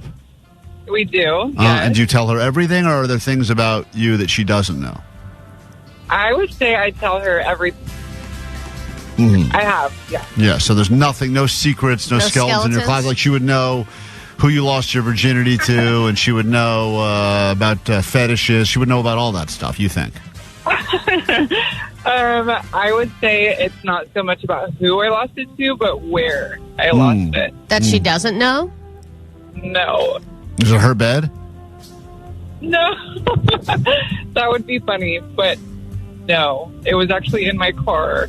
Oh, okay, that's interesting. So she wouldn't know. So just when people say, "Oh yeah, I have a good relationship with my mom," she knows everything. Then Why don't you pick around a little bit? Yeah. Oh, no, she doesn't know hit that. him with a few. All right, hold on. That's Kaya. She's interested. I want to talk to a guy as well because these are always uncomfortable. Hang tight. We're going to pick one of you. We're going to call your mom in a second, and we'll lock down some questions. Hi, is this Dylan? Yeah, this is Dylan. Dylan, how's your relationship with your mom currently? We go head to head. We don't see eye to eye. We live in the same unit as well. She thinks she knows. She thinks she knows a lot about me, but I mean, I got some skeletons in the closet. Right. Oh, okay, so you live with your mom. Yeah, I live with my mom right now. And how old are you? I am 35. I'm an EMT transporter. Okay. I like how you tried to cover up immediately, so we wouldn't say. I saved lives. Yeah, it's pathetic, loser. Oh, you're a hero. Okay, got it. Transport yourself out of that house. I know, if you're a transporter. All right. So you live at home. Has she made any comments like time for you to move out, son? Or Right now, I'm just helping out the house right now. Helping out mom, helping out Sid.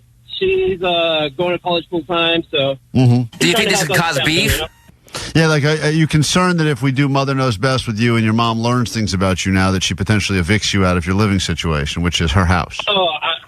Oh, that probably would happen, to be honest. Okay. Well, once you reveal all the scandalous things you've done, just say, I'm a transporter, EMT. EMT, transporter. Yeah. You know, what's interesting is the mom would probably root for this guy to win this trip to Vegas so she got a few nights to herself. Yeah, I know. Picture what it's like to not have Especially unit. You think it sounds like a smallish space that he's sharing. All right, hold on. That's Dylan. So we heard from Kaya and from Dylan. Let me hear from one other person. We have to decide who we want to do this with, Allie, because this is an opportunity for us to get a sense of the people that would like to actually win the trip for themselves. The moms will help. Only the moms don't know just yet. Irene, good morning. Welcome to K-Rock. Good morning. You have a good relationship with your mother, or? Yeah, we have a pretty good relationship. How much stuff do you think that you do in your life or you've done in your life that she has no knowledge about? I'm going to say about 5 to 10% of it. Mm-hmm. And in that 5 to 10%, why don't you tell us one story just so Allie and I can get a gauge of who we're talking to? Well, when she got married, she had my little sister who was about 2 years old, and she went on her honeymoon with her husband, obviously, and they were on a cruise for about a week. She told me nobody could come over, but the whole week I was there, supposed to be babysitting my sister. I had my boyfriend there living the life. I believe that. Oh, that sounds so nice. Yeah, nothing better than that. Oh, there's nothing better than when the parents go, I'm going to trust you on this one. I'm going to leave you in charge. I'm leaving you. It's a big responsibility. You know You're the like, rules. I know. I'm going to get plowed by my boyfriend. It's a big responsibility. Whole week of plowing. And don't worry, we'll let Elmo watch the kid. All right. Allie, we've heard from 3 people. They all seem like they could be great, and Mother knows best. But we have to pick the person that we're going to actually call the mom. And Vanessa, just these people all have working phone numbers to get their moms on. Just want to confirm we don't pick someone, then they can't get their mom on. Dylan, yes. Kia, yes. I haven't confirmed with Irene. All right, yet. so we've some of the moms can be reached. We've learned this, so this is good. Well, I do think the stakes are high with Dylan because. Irene too. What did she say? Sorry. I want to do this with Vanessa's mom one day. God. Never. Vanessa, let's do this with your mom. Juicy. Never. It's salacious. Oh my God. Hang up on everyone on the phone now. Let's get Vanessa's mom on. Next time, make a note. Next time we do Vanessa, you could win a trip to Vegas. Next time we do this with Vanessa and her mom. Not interested. Okay, here we go. Oopsies, I just hung up on one of them. Hey, Dylan, you there? Yeah, I'm right here. So if we want to get your mom on the phone, is that just you walking into the kitchen to give her the phone, or are you out and about? I'm actually working right now. I'm in the van right now. Oh, you're in job. You're in the ambulance, the EMT. He's transporting. He's transporting. Currently transporting. Okay. All right. And how old is your mother, Dylan? She's like 59. 59. All right, this is good. All right, Allie, let's get Dylan's questions locked in, and then we'll call the mom, and we'll see if she is able to get 2 out of 3 of these right. Dylan's going to Vegas to see Sublime. And if she can't, then we give this trip to someone else who's just listening to KROQ right now. Dylan, do you think your mom would know the most sexually explorative thing you've ever done? Probably. She knows I'm a little bit out there, so let's... Why don't you, in a clean, radio-friendly sort of way, what would it be? What would be one of the most extreme things you've done in the world of sex? Lost my virginity in a 3-way. Oh, cool. All right, that's pretty great. Man, a twofer. Lost virginity in a... Was it 2 guys? Yeah, what was it? What was the makeup of the 3-way? Yeah, I gotta get in detail now. All right, not too much in detail. Okay, it was me and 2 girls. It definitely wasn't.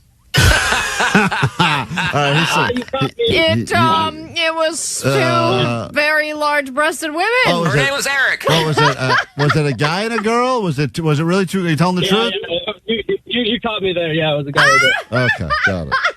And they were interesting. And they were a couple, and what, you kind of like eased your way into it? Is that what happened? Oh no, this was like in high school. This girl liked me and liked my friend too. All right, and it just, all right. So Eiffel Tower, I got it. That's okay. Don't be shy. All right, so I'm right down right creepy. there. I was just gonna say, I gotta it's cut. all right. Come on over. He's grooming young boys. We got to cut through the BS, Allie. First of all, he's 35, he's not a young boy. Moving on. He's too old for you. What is you live at home, so here's a question. What is the most expensive thing you've stolen from your own mother? I never have.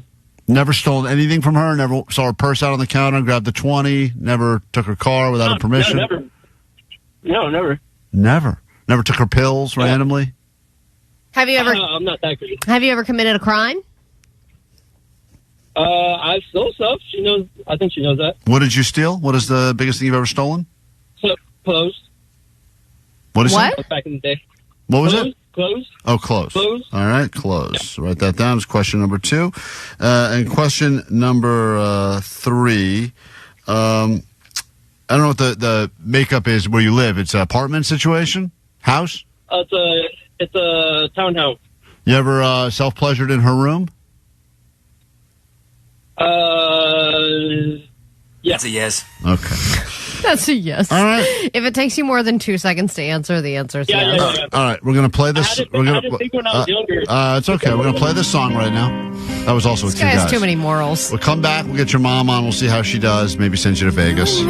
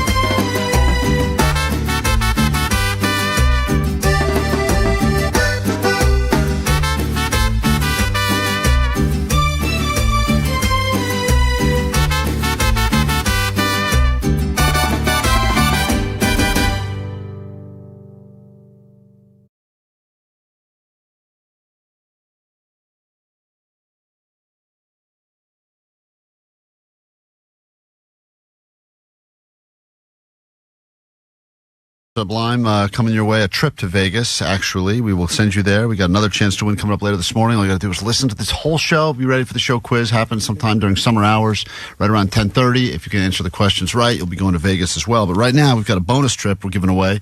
We think to someone named Dylan if his mom is able to join us for some Mother Knows Best. And it's the exciting conclusion now.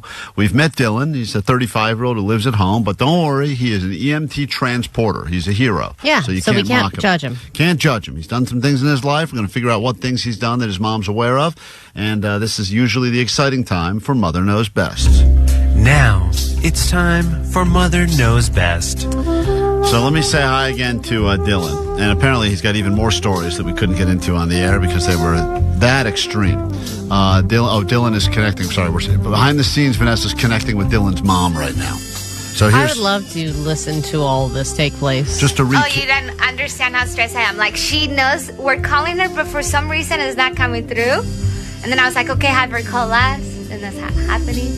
That sucks because mom landlines are usually stressed back here. the most... That's all you gotta know. All right. Well, here's the deal. Let's recap quickly about Dylan. Dylan lost his virginity during a threesome with a guy and a girl. And 818 and several others on the text line are convinced that means two guys. Probably. The number's already shifted. He used to steal clothes, and he has self-pleasured in his mother's room. So they still live together. We're going to get her on and get him on. She is not aware that we even exist. Doesn't listen to the radio, doesn't listen to KROQ, so it's great because she'll have no idea this conversation took place. And I just want to find out, hey, Dylan, what is your mom's first name so we can call her by her name? Her name is Norma. Norma. And do you think that when Norma learns these things about you, she's going to judge you in any way, or no? You think she'll love you regardless because that's what moms do? She'll love me regardless. Mm-hmm. But I don't know about the last one. That's an iffy one. Yeah, I think I would be upset if I learned that. Because there's other places to do that. It's like, why do you need to go to my room? Right, but he said it was years ago, so he thinks that there's been potentially some sort of a whatever you want to call it, enough time has passed, right? Where there's a statute of limitations, right? Where he's self-pleasure. Yeah, but I think that you make dumb decisions like that when you're a teenager. Like I remember doing fooling around stuff in my mom's room in our house when my room was available. Yeah, because my room was right there. Why did I go into her room? Well, usually the reason would be because you have a tiny little kid's bed and your parents have a big banging bed. Even then, though, right now as an adult, I would still just go into my room, even if I had to go on the floor. Dylan, can you add your mom to this call? Is it possible that you merge calls together? Because for whatever reason, behind the scenes, Vanessa is freaking out and she's having trouble getting your mom on the phone. And that is the most important part of Mother Knows Best. Yeah, let me try one more time. Okay, try to merge her onto this call and let her know she's on the radio. That's pretty important as well because legally I think that we're not allowed to just bombard her and ask her a bunch of questions about her kid. Some moms, it's like... No worries. I'm gonna go for it right now. Yeah, go for it. Get her on. Some moms, I feel like if they are expected to get a phone call, it's like the stress of their day. And then if you don't know that there's a phone call, it's even more stress. I think I told my mom one time I was going to call her on Friday just to catch up, and I totally forgot I said that. And then 3 days later, she called. She's like, "I've been waiting for the call." Like 3 days. She just sits by the phone, just staring at the phone for 3 days. Or it's like my grandma would be like, "Well, I can't go anywhere because I'm waiting for this phone call." Yeah, sorry guys, she is not answering. Oh my God! What is happening? Oh my God! I was so disappointed. You have disappointed us, and you have disappointed all of Southern California. Gladys told me it's spam. I can't answer the phone. I don't know the number. What a total letdown! I feel like I was so invested in this whole journey for nothing. Let's figure this out. And now we got to give this whole thing to someone else, Dylan, because you cannot be trusted. Obviously, there was 2 guys in your threesome, and now who even knows if Norma's your mom? We got to take a break. I'm so bummed out. Don't worry, I'm disappointed. Hey, the good news is we still have an extra trip to give away to Vegas, which we didn't do a moment ago. I am still interested in that. Vanessa, how it turns out with Norma. That's not grit right there. Don't blame her, blame Norma. That's not grit. That's not grit employee of the month behavior. Have the grit. No. You earned it. All is good. You earned grit employee of the month for. Do you think you should take back your $100? I think I want $100 of my turkey sandwich back based on what just happened. To you. Vanessa said, "I got Dylan. I got Dylan's mom on the ready. We're good to go." She answered. I don't know what happened. She got cold feet. She freaked out. I think she might have. Hey, Kaya. Hey, Kaya, you there? Hi, I'm still here. All right, nice. We may have to make a plan B with you, but we'll have to take a break because we stalled as long as humanly possible now. We're up on the break, but we also have these Blink tickets we got to give away in 15 minutes, so we're backing up on prizes. But hang tight. We're going to get to the bottom of this. At some point this morning, we will pay off Mother Knows Best. Klein Ally Show. The world famous KROQ. KROQ.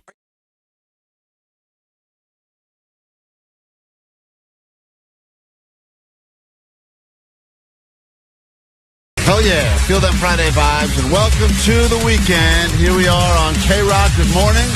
And how the hell goes it? Klein Ally Show. Way after 6 o'clock. Look at us. What? We are moving super late today. How did that happen? I don't know. Well, Johnny's been filling in for Vanessa. Vanessa's been on a cruise, and Johnny, who has been subbing in as the producer, arrived just after 6 a.m. this morning. So that's not cap now. Johnny, I saw you walk down the hall at 6 o'clock. Straight cap, bro. So you want to check the video, surveillance footage? Go ahead. We can never get that video anyways. What time did you walk down the hall here? 5:57. So let me get this straight. Hold on. Your defense for you're filling in as the producer of the show, an opportunity for you to go step above and beyond and prove that you can do all the stuff Vanessa does. And Vanessa gets here, I think, at like 4:30 in the morning. And you decide to get I'm here not getting here at 4:30 in the morning. 3 minutes before we go on the air? Yep. All right. Because look, the show didn't start till like a minute ago. We're already 7 minutes. Johnny, But you didn't know that. We didn't have schedules. We had to put another buffer song in. We were ill prepared for the show. That's y'all. It's the Klein Ally Show. All right. Jesus, dude. My God. You know how This guy's producers such a work? D-bag. Johnny's gonna. That's the only word Omar knows is D-bag. All right, too, by the way. relax, Johnny. You're a dick. How about that word? All right. Oh, hold the guy. Piece of He only knows All right. Keep going. It's just started. The show has just begun. We're only 8 minutes This guy, in. seriously. Give me another D word, Omar. Yeah, give me another one, Omar.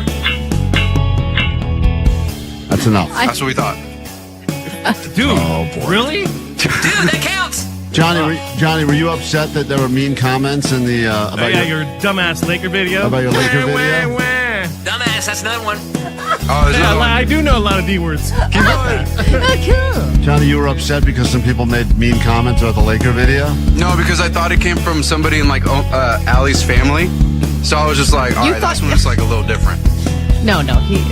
That's so funny that you think that Edgar the Garbage Man is in my family. Well, how would anybody know who Edgar the Garbage Man is? I know Edgar the Garbage Man. We don't. We don't go back to San Francisco days like you do. Johnny, what is wrong with What's you, going man? on, dude? Why don't you go home today? Why are you so upset? Honestly, you got a real attitude on you. You come in here, you try to start swinging your D around. You've lost all. There's no respect, dude. There's That's zero respect. My biggest issue with this guy is there's no goddamn respect. Look how burnt up Omar is right now, dude. I am, dude, because you Look suck. at this, bro. Respect is a two-way street. Yeah, Johnny, it is. You And deserve need to no have some respect, man. Too. Johnny, I honestly, and I am your biggest defender about all things with all the the show. time. Klein has been there for you when other people get really frustrated, and he defends you all the time, Johnny. Because I think that you do bring a lot of good stuff to this show. But lately, and I'm telling you right now, I've been fighting this from a lot of people for a long time. But you really are coming in here with attitude and really about all things. You're now attacking the listeners, attacking the callers, attacking the commenters. He's a legend. Leave him alone. I'm not mad about the fact I was told to go home and I couldn't come in for the legend tribute to Jed the Fish. I let that go. But damn, man, you're firing everyone up. Not in a good way. Not in a good way. Okay, you're right. I'm sorry. No, I mean, I think you're just dismissing what I'm saying right now, but I'm telling I hear you. I genuinely hear you. I'm just saying, like, I understand. Like, no, sorry. but you're really not speaking with any respect to Allie, to Omar. It's like for some reason you've now let this get to your head. I don't want to start the Friday show. Like, you should have heard the first second of this show. Yeah, Friday, good vibes, good weekend. I know, we're all feeling good. I just said you showed up late, and instead of it being like, you're right, dude, I did, I blew it, you go, nah, that's not true. You're a dick. Omar's a dick. He doesn't sound like me.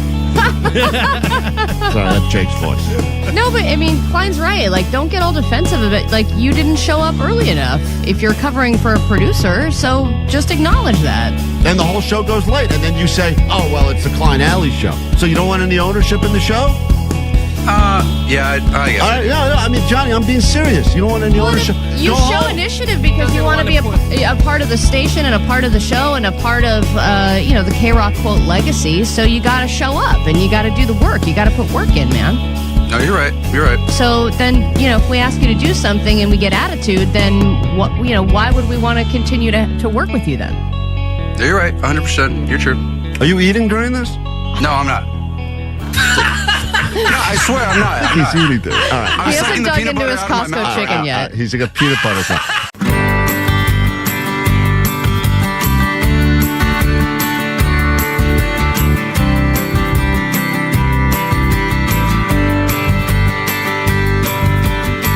So long I've been waiting, girl, you know I've been anticipating for the day you'd come my way. Now you're here and I got to say, hey, you're my adrenaline, you're my fire. Girl, you make me want to reach up higher. No star is too far. Spread your wings as we reach up for the sky. Give me your love, girl. Now give me your love, girl. Now give me your love, girl. Now give me your love. I see the lightning, feel the thunder. Girl, it's time for us to go down under. I've got you, and you got me. Let's get together and make some memories. Give me your love, girl. Now give me your love, girl. Now give me your love, girl. Now give me your love. I got a shoulder you can lean on. When times get bad, Don't be sad, right here by your side. Yeah, yeah.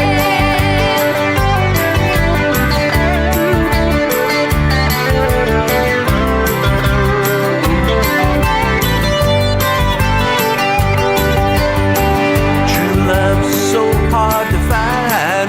when you get it, got to hold on tight. I got you, and you got me.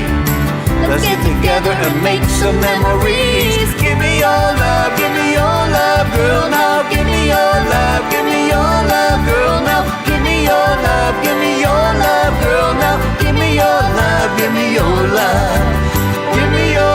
Give me your love, girl. Now give me your love, girl. Now give me your love, girl. Now give me your love.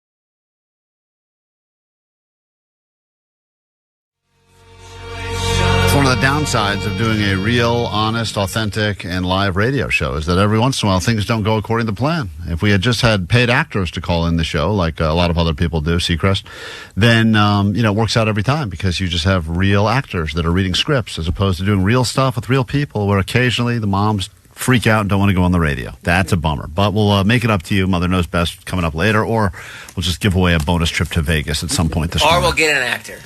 Or we'll find an actor. Someone find an actor. We need to find an actor and an actor to play the mom as well. We have a lot to do. Call Seacrest. He's got a lot of actors he can use for us. Let's get into your news right now, and then the second this is done, we get you on the standby boarding list to see Blink-182 a second time, but we will also give you tickets to at least see them at their upcoming show in Palm Desert. So be ready to win your Blink tickets in about 5 minutes after this.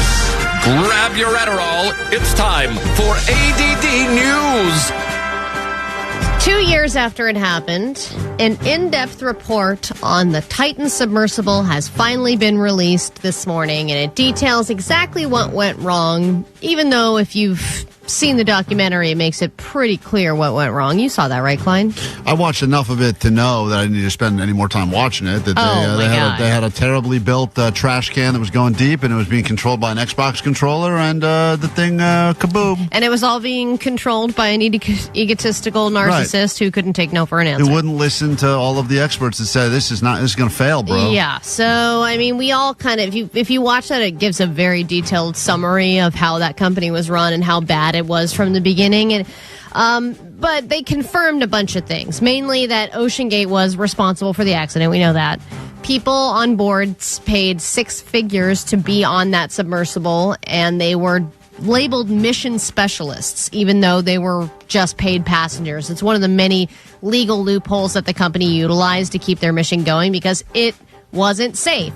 And if you want passengers on this vessel, you have to go through a ton of safety checks and get approved by the federal government before you can actually have paid passengers on board. They didn't want to do any of that. But then they call you a pilot before you go on the Soarin' ride at Disney, but it doesn't make you a pilot. They just say it while you're standing in line eating your churro. So they said, you're a mission specialist. Congratulations, you're now an employee of this company because you paid X amount of dollars. And so there are a lot more things that are coming out about it. They also allege that the government did not know about this until 7 hours after. Like, the government agencies were not aware of this for a very long time, 7 hours, and that they also were given a bunch of red flags way back in 2018 when a whistleblower for the company was complaining and saying, hey, this company is doing all this stuff, it's not safe, people are going to die, and they missed an opportunity to actually step in and change it all. But if you watch the documentary, they were like, hey, we're going to use these little carbon fibers, they're really light, they're really strong, and we're just going to put a ton of those in the submersible, and it's going to keep it all intact. Every time they took a dive, those carbon fibers would snap. So they were hearing all these little snaps every time they were going under. And yes, they were, quote, accomplishing their mission and going down and coming back up, but it doesn't mean that it was ever safe, and this was going to happen eventually. And they also confirmed that when it happened, the people that were behind the control boards heard a large bang. And there's them going like, hey, did you guys hear a bang? What was that? And this was just a matter of time. And everybody in the documentary that was a part of it was like, I cannot believe this didn't happen earlier. Like, the fact that his luck didn't run out so much sooner is beyond me. What's crazy is that some people successfully went on that trip. Like, they went down, they saw the Titanic, and they went back up. So they're like, yeah, I did that, and it worked out well for me. Is the Titanic in, like, international waters? Like, how's that? Is that like a legal thing? I think anyone can go down there because the rule is, I don't know what the rule is about shipwrecks, but it used to be if you discover treasure, it's your treasure. That used to be the deal with shipwrecks in general. And pirates. I think that's pirates' rules. You find it, it's yours. That's right. That's how. But regardless, if I had that kind of money, the last thing I'd want to do is sit in a tin can with a bunch of weirdos Dutch ovening each other on my way down to look at a shipwreck. Yeah. Did you see the part where they were interviewing the YouTuber that was going to go on it? No, he had paid, confirmed right? that he was going to go, and he had done this whole getting all this footage of the submersible and the inside, the outside, and he was in it, and they were about to go down. They went down a little bit, and they were like, hey, the weather's not good, and they brought him back up. And now he's like, I can't believe crazy. That could have been me. If we had actually gone through with it, I probably would have been the person who died. All right, millions of dollars are being paid out by UPS for a reason that I think we can all relate to. They weren't disposing of things properly when it comes to the garbage that was left over in their facilities. They were taking waste that was, ignitable, toxic, reactive, corrosive, all the bad words, medical waste, batteries, all that stuff. They were sending it to landfills that were not authorized to receive that kind of stuff. But if you think about like batteries in our home, I don't think any of us are disposing of those properly. No. Recycle. There was a period where Katie was like, I think we need to start, disposing of our batteries correctly. And I was like, do you even know what that means? And she was like, no. I was like, me neither. So she was just keeping them in a Ziploc bag and putting them on top of the dryer. I was like, what are we doing with this? Good way to For all go. the Karens. Yeah, but by the way, UPS, they had to pay millions of dollars, but still, we're still going to use, I'm not going to wait in line at the post office, so I'm still using you. Yeah, exactly. It's like, all right. And I feel like when you're a big company, if you have a lot of, like, say, drug ingredients, that was one thing that they disposed of. I'm like, can't they do, like, a lost airport kind of a thing where it's like, hey, here's a bunch of packages that weren't boxes. claimed. Yeah, people can buy here's a bunch of medication that people never picked up. Instead of disposing it improperly in a landfill, why don't you just have people buy a mystery pallet from UPS? People love mystery boxes. It's a great idea. I would love a mystery pallet from UPS. Probably a rule about sending someone else's prescription medication, but you know what? We can look past that. There's too many rules. It says Better than a here, landfill. single-use alkaline batteries can usually be thrown in the trash. Really? That's what it says here. Well, I guess I'll be happy to tell Katie that. She can get rid of that Ziploc bag that's been sitting on top of our dryer. The bag can't go in the trash. Allie's been putting the batteries in the yard trimming container, which I told her is definitely not right. They're biodegradable. She's been doing it anyway. All right, and then Jack White has accomplished a lot in his career, but he has made another huge accomplishment that has nothing to do with music, and he has completed a lifelong dream of his to see a baseball game at every major stadium in America. He posted from a Phillies game and said he went to Citizens Bank Park in Philadelphia. Tigers won. It was a beautiful park, and I believe this means that I have finally completed my challenge. But he asks the question of the baseball public, is it necessary that I see a game in the temporary stadiums? Yes. That the Tampa Bay Rays are currently playing in, but I have completed the journey. Have I completed the journey or not? No.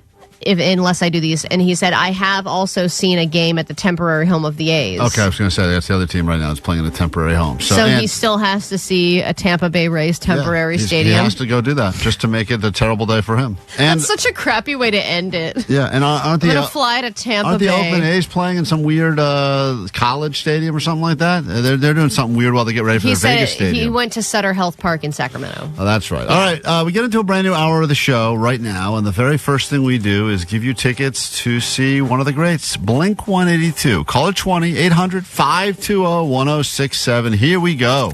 Klein Ally Show. 106.7 KROQ FM in HD Pasadena, Los Angeles, Orange County. This is the world famous KROQ. Good morning, KROQ, Klein Ally Show, just after 9 o'clock on a Tuesday. Fear not, if you're having separation anxiety, we are going to be with you straight up through summer hours, which puts us on almost up to 11 a.m. And between now and then, we got lots to give you. Trips to go see Sublime in Vegas. But right now, KROQ's Road Trip USA. And perhaps you haven't done enough travel this summer. You realize we're in August. Summer is very quickly getting away from us. In fact, I just saw on the text line, someone said another first day of school. Shout out Oak Park Schools back in session today. Freedom from the 818. It's definitely coming from a parent, not a student right there. Regardless, we will get you to Blink 182. One show coming up in Palm Desert, and then we get you on a standby boarding list to see them again at Aftershock Festival in Sacramento. So all you got to do is be caller 20 right now. 800-520-1067. If you're new to the show, I'm Klein. That's Allie. Hi. There's Jake the Nerd right there. What's that, man? You got Postmaster Johnny somewhere, I think, in the back, and Vanessa taking the calls at 800-520-1067. Weren't you saying that there is no proper return to school anthem?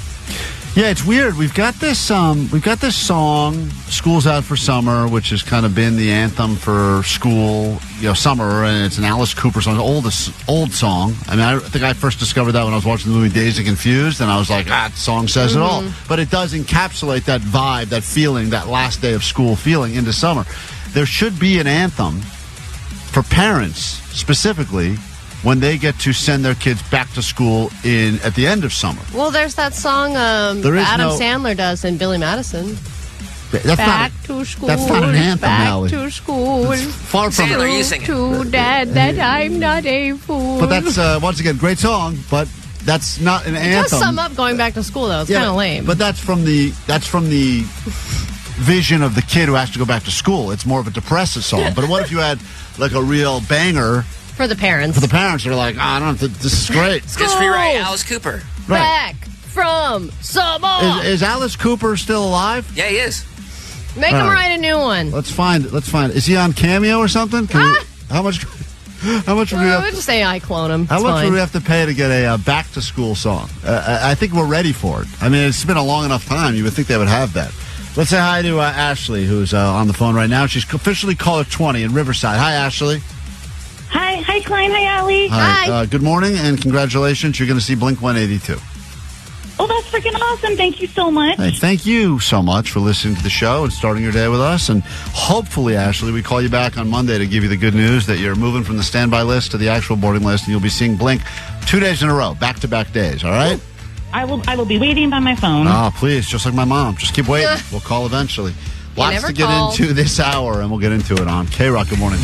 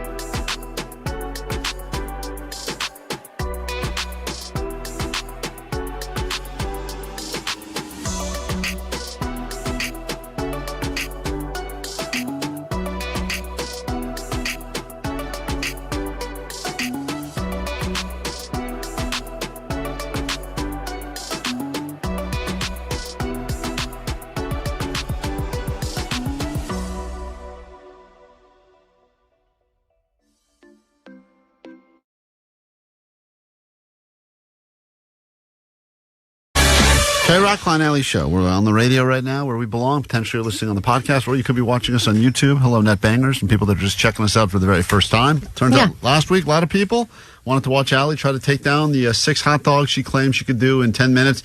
So they checked out YouTube for the very first time. Some of them have stuck around. Many others said that they can never unsee what they saw, and they will never watch YouTube ever again. I don't think my body will ever recover. My body has not felt the same since I did that. There's something weird going on with my digestive process. I think that it's screwed up forever. That being said, we decided that it was a good opportunity for you to check out YouTube right now for the first Klein Ally Show and Tell in a while. As school is back, that was always one of the only things in school people ever looked forward to was the opportunity to show and tell. They could bring anything they wanted from home. It's always every once in a while you hear a viral story of a kid that accidentally brings in like their mom's dildo and shows it off at Show and Tell, or like randomly a bag of drugs. It always leads to good fun. So we decided let's bring it back. And I know you really brought something. I'll tell you what I brought because you guys have been making fun of me for over a week. Well, now. we've been asking you to bring it in for a while. These are the fancy pants. These are the infamous lady pants that I How purchased. are they stained already? Oh, are they stained? I don't know. I know how. I don't. Well, they are lady pants. Lady pants. It must have been my time.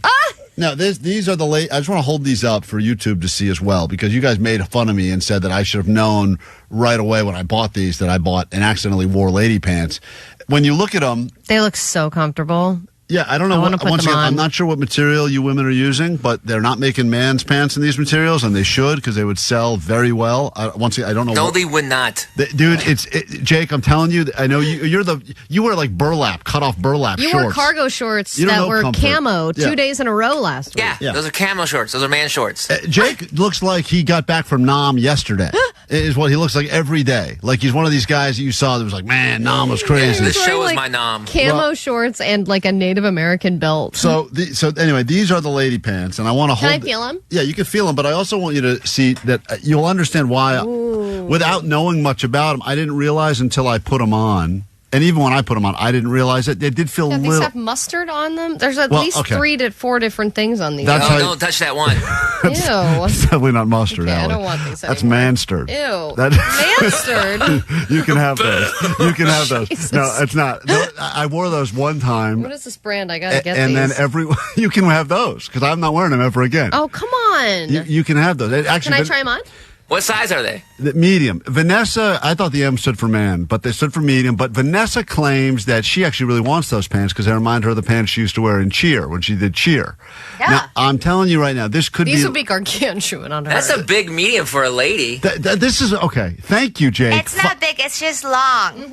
But thank you This for... is the trend, is big clothes. Allie, I want you to hold those pants up and see how high you would have to hold those on your body before they hit the ground. Because I'm telling you right now, this is the other reason I got confused and I purchased them. Waist level? No, BS. Hold those up to your neck. Pull those up to your neck. I bet you the bottoms are just touching the ground right now. No. Well, listen, they're very long pants. You make it. I'm wrong. Okay, listen. I held them up. Even I had to fold them a few times. So Allie's wearing these are technically lady pants. And Allie, I want you to get a sense. If you wore those, you like the way those fit? Wow, they do fit you great. They do. This is like the sisterhood of the traveling pants. They could fit all of us. I know. They have to do a remake with sweats. Yeah, let me see how you look on them so the YouTube audience can enjoy this. There's Allie. They actually do look, they're pretty good lesbo. Oh, there is a stain on them. Whoopsies. There is a lesbian element to these things because they're the cargo pants. But then, of course, like I learned about all ladies' pants, no actual functioning pockets. And look at the back pockets. Can't even fit your hands in there. They're so little. They can fit my little lady hands. Yeah, not good for man hands. Not look good. I'll tell you one thing. Do not look good on your ass, those pants. Well, they make your ass look good. Thank you. I'm also wearing jeans underneath, though, so that makes it a little different. So those fit you. They fit me. All right, Vanessa. Let's see who else they fit. Vanessa, come in here and try on these lady pants. I want to see, because it would be kind of remarkable in some weird way. I mean, if you've seen the picture of the show, we Just all have show pants. We all look very different. The idea that potentially we found the one pair of pants that I bought accidentally that happened to fit all of us. Vanessa, what do you think of that material right there? It's pretty nice, right? So comfortable. I mean, right? Nice material. Yeah, nice material. And that's what you said when you were in Cheer. That's what your pants were made of. So these are the pants that I guess, and no, it doesn't say anything. Nothing's embroidered on the butt. It doesn't have like Greek letters on the butt. Vanessa's putting them on now too. Now these must be way too tall for Vanessa. They're really long, but they fit me good on Unbelievable. the waist. They do. Because They they're fit her around the waist. It's crazy. That's crazy. They look so cute on you. All right, Jake will be the. Do you like the way they fit, Vanessa? Do you want those pants? Yeah, she does. Hold on. All right, now we got to get Jake in here. You just got to get them hemmed. They're perfect. So forget. We're not getting him hemmed though, because this could be the one pair of pants that all of us wear, which would be We have weird. to try them on Kibby next. Put them on that dog. I'm sure they fit the dog great. Send Jake, the birthday boy, in here. Now, Jake's coming in. Now, once Jake wears these You're pants... wearing the same camo shorts. Yes, correct. Why are you... These are good shorts. Why are you wearing them this many times in a week? Because they're comfortable. Jake, are you enlisted right now? Do we not know about this? Are you currently an active member of the military? I'm thinking about joining. Camo shorts make no sense for the military. Yes, they do. well, I mean, for the. But I don't want to be hot in the jungle, so I'll just wear a half pants. Yeah, my shins are going to give me away, my bright white shins. But outside of that, I'm good to go. All right, now Jake is trying on these lady pants. Now, Jake is trying them on as well. Once again, I did not know they were ladies' pants when I bought them. I just thought they looked like comfortable black sweats. Yeah, they fit Jake, too. They look good Jake, on you, do man. they actually feel good? I mean, they don't feel bad. Walk around so I can get a look at you, because I want to see if they look like lady pants on you. Walk by Klein. Walk by him. I wouldn't think for a sec. If I saw Jake wear those... They look better on Jake than they do on you. I think because Jake's thinner. Thanks a lot. They use Kleenex in these pockets. That's from the man store, guys. Yeah, Hold on. Jake, that's actually your best... I'm telling you they right now. look really good on him. I know these are meant for ladies, and I learned that after the fact, and you guys pointed out to me. There's something very strange about what's going on here. Yeah. Dude, none of us have the same body shape type at all. I know, They but fit that's the all beauty us. of these pants is that they're gender neutral. All right, so you know what? We have officially now a pair of show pants with a show tissue in the pocket. I think they'll fit Johnny, too, eventually. Which is we great. each have to wear them, cause a stain, and put something in the pockets. Oh, yeah. We like got an it. AIDS quilt. We each add something. We got to take... It's a beautiful reference, Allie. we got to take a break. We come back in a second. Clickbait is next. Wait, I didn't even get to show you my zucchini. That's Allie's zucchini. This she is grew. my show and tell. I made this in my garden. All right, who cares? Everyone try it on. God, no. KROQ. It's KROQ Road Trip USA. Travel to the beautiful state capital, Sacramento, California, home of Sutter's Fort, Fairy Tale Town, and other places that sound like we just made them up. Plus, Blink 182. It's Tom from Blink 182. And Aftershock Festival. I forgot all the songs. Forgot most of the songs.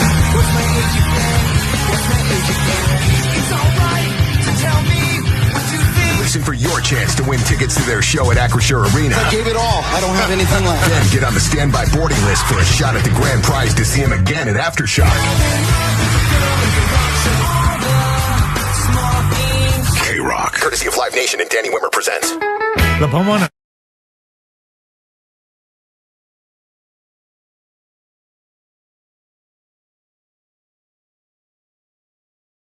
She's got 5 down. The 5th dog is completed. 5 hot dogs and 5 buns. 2, 1. That is a time. Time is up. Oh, yeah. Allie, hold on 1 second. Hold on. She's got her hand on the tray right now. Man, she does not look good. No. You're watching a clip from yesterday's show, Omar. Oh, sorry. Shut up. It doesn't necessarily matter how you get the nickname. Usually, it can sometimes form your entire identity. And if the nickname is a good nickname, a cool nickname, you know, that You can't get away from it. Can't get away from it. It becomes your new identity, for sure. My buddy that overdosed on nitrous oxide in college to the point where he had to go to the hospital, still to this day has the nickname Balloons. Isn't this the guy who crapped himself? Oh, that was Davy Gravy. Because he ate too many mushrooms and he crapped himself. And that's not a good... If your name is Dave and you crap yourself, you could end up with the name Davy Gravy, and that is not a great nickname, especially when people say, why do they call you Davy Gravy? And he says, I ate too many mushrooms and I crapped my pants. I think you make up a different story then. You have to make up a different... You got to be like, oh, dude, Thanksgiving in my place. I love gravy. I have the best recipe. But that is one of the most dangerous things that happened. My buddy Molnar has a giant scar on the side of his head, and we call him Mole Scar. And that's not a great nickname to get either. That's so much worse than his actual last name. So much worse. So the reality is that if you have a nickname that you earn, you hope it's for a good reason. Well, my kid already has one, apparently. And it's not, and this is 3. dangerous because to get a nickname at 3. But this is a nickname that he's been given by his teachers, which I feel like is kind of messed up, don't you? Why are they giving nicknames to the 3-year-olds and then being like, hey, what's up? You know, like insert embarrassing nickname here. But you'd be the judge if it's embarrassing. If I was a teacher of young children, I would definitely give them all nicknames. Maybe not say them out loud, but in my own head, I would have that. Like, they're snotty. It'd be like there's Davy Gravy. Head. There's the other Davy Gravy. Yeah, big head. They're slow. Slowber. I would have all the names. Hey, snot face, get over here. Yeah, I would. At least in my head. Oh wait, you're all snot face. Yeah, that's all of them. It'd be snot face 1, snot face 2. Yeah. So how did you find out about the nickname? So I picked him up from school, and he has these. He has a certain outfit that he wants to wear all the time, but in general, he likes to wear like, I guess, collared shirt. Like he likes these shirts that are like collared shirts. Oh, so preppy. I'm not picking them for him. He wants to wear them, and I'm not going to be. He's 3. He's not. No, I have a bunch of different shirts. Who's picking them? Listen to him. He will pick it out and say, "I want to wear this one," and he wants to wear it with cowboy boots. He's into these cowboy boots. Does he just power wheels over to Banana Republic and pick them up himself? No. How does that work? Oh no, Klein. I'm a TJ Maxxinista. That's right, but I'm saying you do buy the shirts. Yes, but I buy those shirts amongst a lot of different types of shirts. Right. And But he likes the collared shirt look. Yeah, he just likes it. He just likes the preppy look for some reason. So I pick him up from school. It's probably all that white people talk and on he's that. he's still wearing it and wearing it with cowboy boots.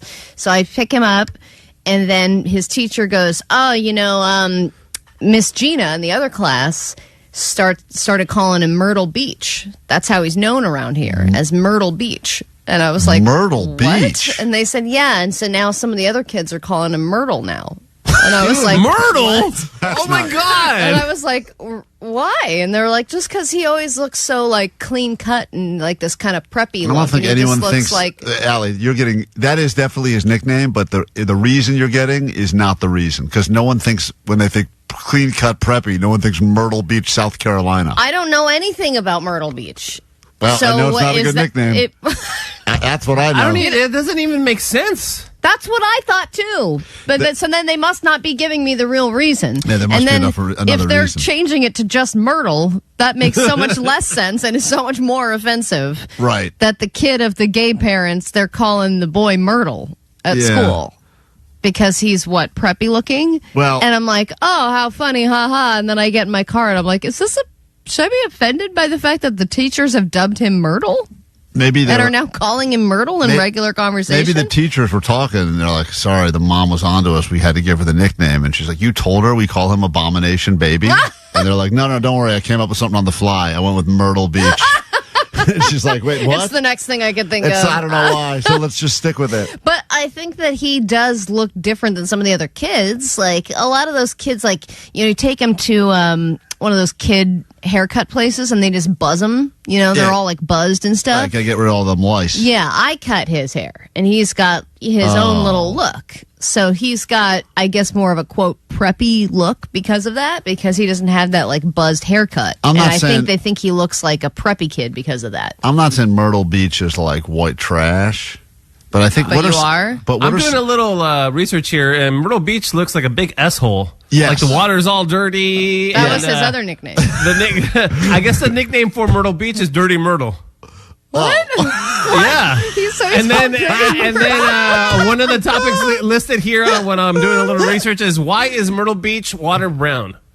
Oh, man. What the hell? Well, so what? So you know what? A fitting nickname, Allie. I thought he said it was because he's clean cut.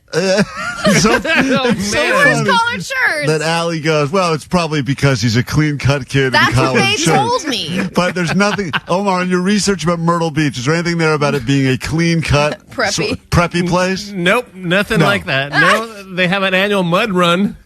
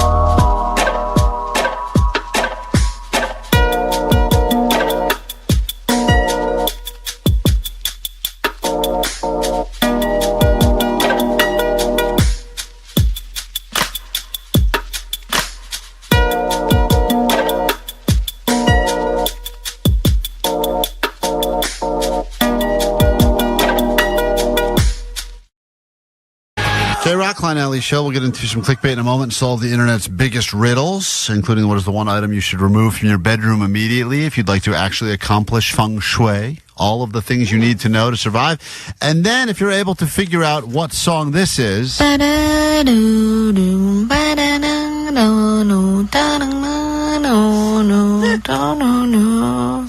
could end up at the Hollywood Bowl for John Williams at the Hollywood Bowl on August 22nd. He is the maestro of the movies and celebrating the music of John Williams. All you have to do is figure out what songs Vanessa is trying to replicate, and we'll give those tickets away the second we're done with this, your clickbait. Here we go. Hit it. Yeah.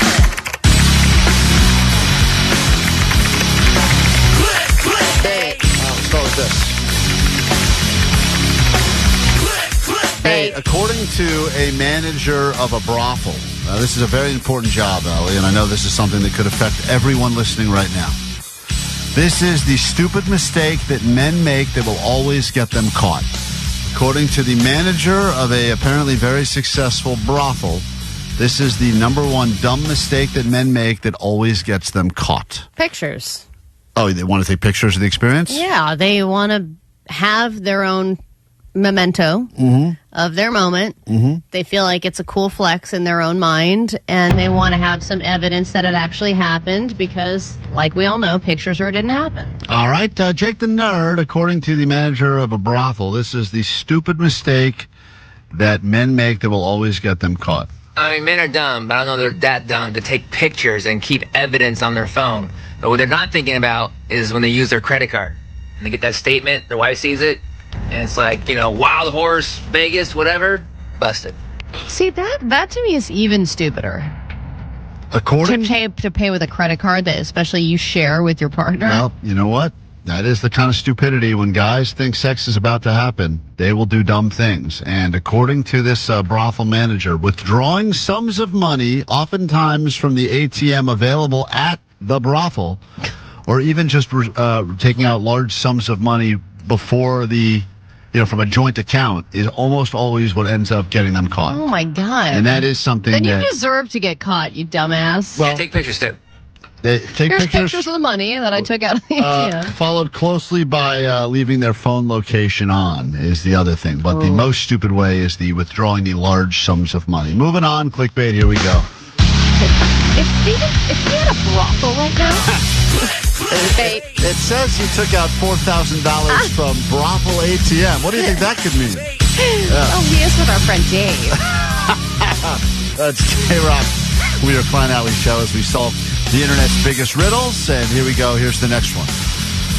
This is the number one reason why Americans are staying up late. And hint, it's not because you're binge watching shows. This is the number one reason Americans are staying up late now. We're not getting enough sleep. We all know that. And this is the reason why. And it's not because we are binging our favorite shows. So what is it? Doom scrolling. Doom scrolling. I think it's not Netflix that we're binging. I think we're just staying up on our phones. And even laying in bed where you're like, all right, brushed my teeth, did all my stuff, laying in bed. Just going to do a quick pop-in on the Instagram, see what's going on. Then before you know it, it's 11 p.m. So most Americans, this is interesting, they climb into bed around 10:36 p.m. That is the average time Americans get into their bed, at 10:36 p.m. But they don't end up falling asleep until closer to 11:20, which is almost an hour of that bedtime. And so what exactly is happening? And it's not what you would think, which is binging, catching up on shows. Jake, what do you think? Well, what's the cause of doom scrolling? It's either anxiety or being over-caffeinated. So it has to be one of those things. All right. The reason that apparently people are climbing into bed 10:36 but not falling asleep until 11:18 p.m. is because they are supposedly either savoring quiet nighttime hours because they're like, if I sleep, I don't get to appreciate this time of doing nothing. So they're trying to actually do nothing and let that time last. They're just sitting in bed? They are avoiding the next workday. They're afraid that once they go to sleep, then they wake up and have to go to work. So they just try to stay up longer. That's like classic, 6-year-old. If I don't want to wake up. If I can't fall asleep, it won't be tomorrow. I can't go to school. and just taking care of unfinished chores, Yeah. responsibilities. Yeah. That is the thing that they, because you can never catch up on that. So you think to yourself, what am I just lay here now, or I can get stuff done, even if that's doing stuff like on your phone. Oh no! Last night I was like, "Cool, I have time to watch a show," and then I put clothes away, did the dish, Yep, and there then goes before that. I know it, I was like, "Oh, yeah, time to go to bed." All right, moving on. If you want to stop your future fights from happening with your significant other, Bait, here we go. This is a great way to do that. This is the one simple phrase. It's a 4-word phrase that supposedly can prevent arguments in your relationships and marriage. Stop your love life from falling apart and stop those discussions turning into arguments, turning into breakup. With you, it's a one simple 4-word phrase. Jake, you can go first this time. What do you think it is? Can I help you? Honey. Can I help? That's 5 words. Can I help you is Jake's guess. Can I help you? That's all people want to hear is just that someone's there to help. According to Jake, what is the 4-word phrase that will stop any disagreement from turning into a full-blown fight, argument, breakup, etc.? According to a relationship expert. I mean, I'm trying to think of how to make it 4 words, but it's something to the effect of like, "I hear you. You are validated." Make it 4 words. Honey. You are, Yeah, honey really does help in that situation. you are validated, honey. Is Yeah. what you think, that's what you think it is? Honey, I hear you. Like, I feel you. People just want to feel heard and listened to. Apparently, I've never used this phrase. Maybe I'll start, see if it helps. You're supposed to work in the phrase, always assume good intentions. Because I think that when You're supposed to say that? You're supposed to say, like, yes, always assume this is coming from good intention. I'm not being critical. Sabotaging. Right, not trying to be I see, critical. before you say something. Right, you're saying always assume good intention. I'm coming from a place of love, a place of whatever. I will say with... I will, Always assume good intentions. You're fat. Yeah, That's great. Honey, right. I will say, I mean this with love before I say Yeah, something but that critical. seems passive-aggressive. No, but I say it funny. I promise Doing you, your voices? promise you it's not working. I'll do it with love. I say this with love. You put your shoes all over the damn place, and they're supposed to go on the shelf. I'm sure that With love. Sure, that carries a lot of weight. All but right. if you say always assume good intentions, shoes are everywhere, and I just don't want to trip on them, and we have problems. So get rid of your goddamn shoes. You know what Good my wife intentions. has started doing actually is taking pictures of, because my thing that she's annoyed with is that I will leave clothing around the bathroom and bedroom and stuff. I won't You take put, it off and leave it. You take it yeah, off. like if I'm going to shower, I just take everything off and go Leave into it. the shower. Right, And then who I doesn't? know in my mind I'm going to pick them up later, but later doesn't always happen. Yeah. And so now she sends me pictures throughout the day of my clothes in like mystery locations. That is so passive aggressive. I know. That is really like And she's an like, this FU. is my new hobby. And I was like, Oh God man, damn. you got to write back. But if she said, always assume good intentions, You know- I would slap her sooner. You know what? It's funny because they're both ladies, so it's okay. We can laugh at it. I really want to get. When I was a kid, I was so jealous. There was this dirty laundry hamper that was attached to a basketball hoop. Oh, yeah. I had one of those. You did? I always wanted They're one. so fun. Yeah, I never got one. I was so disappointed. I had friends that had it, and I was thinking to myself, I would always get rid of my dirty clothes. And I think as an adult, I'm going to go make that purchase and put it in my room. I think my wife would like that. It's if the only time I could dunk. Yeah. Oh yeah. Dunk my dirty underwear. And it's really high up, like all the way high Yeah, up. you put it like on top of the door, like behind like a closet door, but it was like a full on, but it had a huge net that collected all the clothes. Makes you feel really good when the net is enormous. Yeah, it was an enormous Yeah. net, and I never had one, but I feel like You can ball it up just right, ball up the pants. yeah, and now you could get that in your house and do like WNBA style, like layups. And I miss them. Clothes are everywhere. Yeah, she bricked another pair of pants. Now she's pulling Katie's All right, hair. you want to win some tickets to the Hollywood Bowl? Call us now. We'll do the game next on KROQ.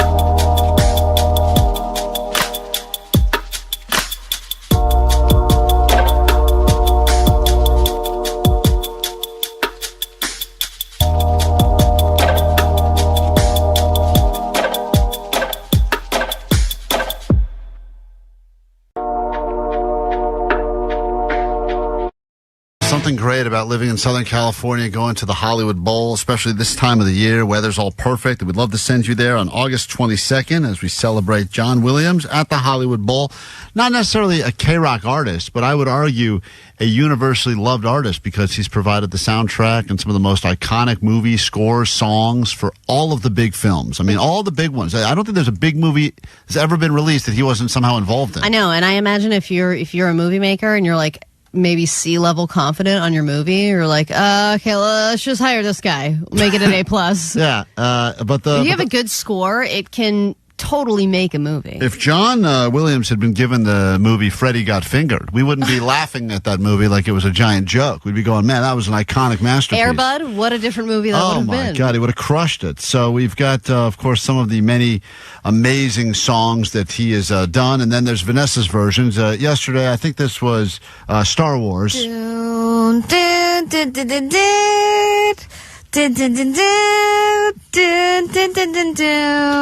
she doesn't have any of the fancy, notes, orchestra or proper notes, but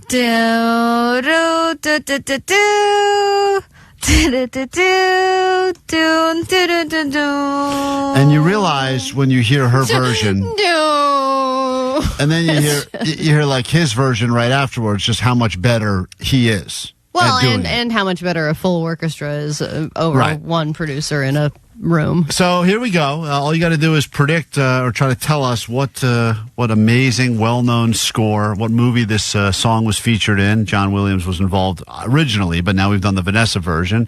Everyone who gets theirs right, Ali, I'll write your name down. One of you is going to win tickets to go see this at the Hollywood Bowl. Happen before your very eyes on August 22nd. Hey, Megan in Palos Verdes. Welcome to KROQ. Good morning. Hey, how are you guys? Doing well. It's going to be harder today. Yesterday, we had some of the most basic ones. I mean, everyone knew. These ones are going to get a little trickier, I'm warning you. Just tell us what movie you would find this song, originally composed by the great John Williams.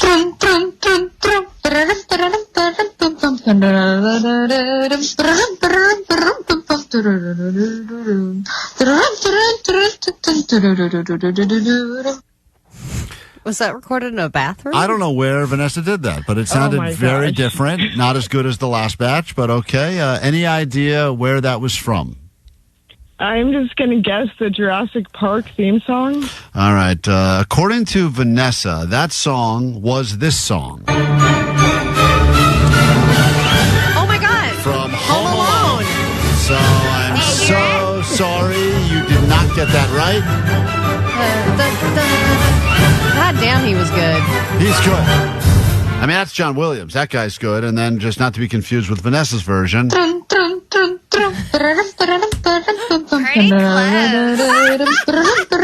close. This is the hardest thing ever.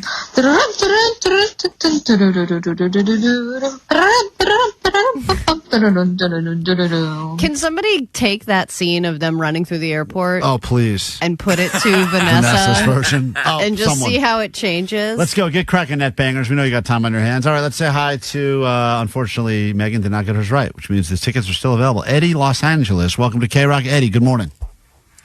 Good morning, Klein Ally Show. Sweet Dibbits. Sweet Dibbits. Take a listen. This is the Vanessa version. Of course, the man behind the magic is actually John Williams, celebrating John Williams at the Hollywood Bowl, the maestro of the movies, or the maestro of the movies, if you will. And here's your next one. Bum, bum, bum, bum, bum. Bum, bum, bum, bum. Any guesses there as to which actual song she's attempting to do? What movie you'd find that song? Ooh, would I be able to hear it again?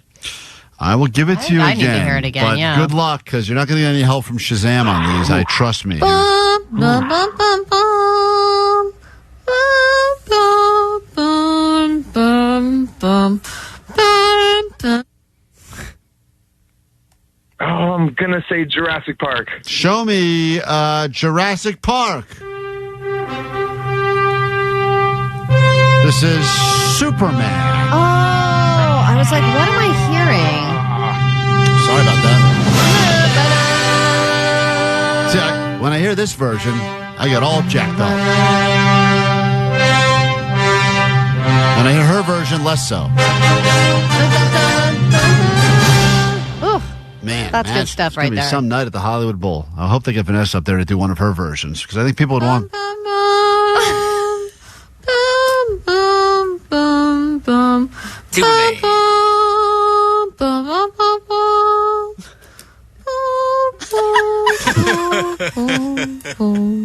Oh, it's beautiful. You really trailed off. Really fell down. I can just imagine the orchestra on stage at the bowl and then Vanessa just standing there with a microphone. The dangerous effects of kryptonite. All right, we give one. Wow, no one's gotten theirs right so far. This is definitely harder today than it was yesterday. It has to be. I mean, I didn't realize this guy is involved in so many classics. JP, are you ready for an opportunity to win yourself into the Hollywood Bowl?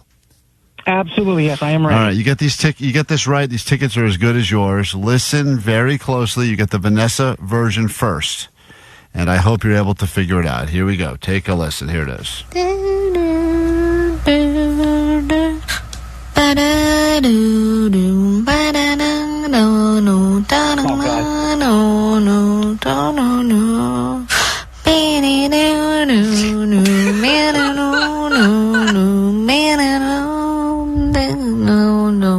All right, go ahead. JP, do you have the answer, please? The answer is Jurassic Park. Third time's a charm. Finally. All three contestants guessed Jurassic Park. Oh my God. Remember when they're revealing the park for the first time and you're like, oh, there's dinosaurs walking through. Congratulations. JP, you're going to get to witness this happen live at the Hollywood Bowl. And it feels even greater giving away these tickets with this sweet score behind It really us. does. You'll be there under the stars of Hollywood. Fireworks, You're going I'm to sure. park tandem. And you're going to enjoy.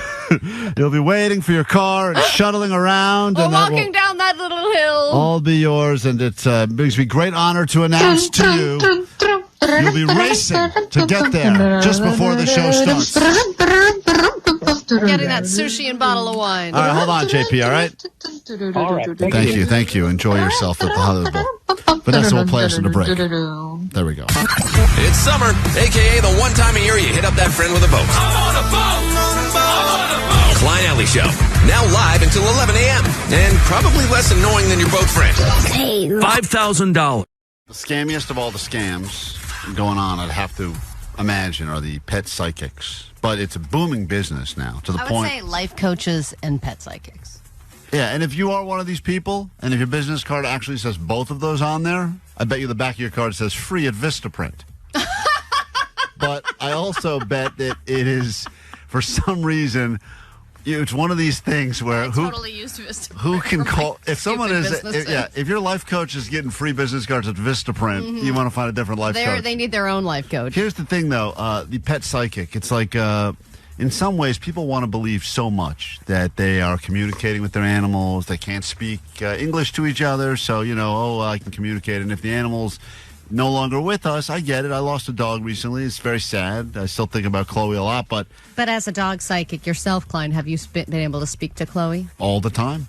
I know exactly what she's doing. And what is she doing? She's urinating on God's rug right now. And the reality is, if you'd like to connect with a pet, present and or past pet, you can call us at 800-520-1067. I will give you a free connection with your animal, something that would cost you normally hundreds, if not thousands of dollars. Yeah. And a lot of these pet psychics, the really good ones, you can't even get with them because the wait is like 2-3 years. Yeah, one of the last ones we talked to, I think it was like a 3-year wait list. And Klein will not only talk to your dead dog, but will also read the mind of your current dog, because that's what some of these psychic mediums do. Dog, cat, hamster, whatever you're into. Yeah. I'm going to go ahead and turn. I was also a skeptic, but What's Kibby thinking?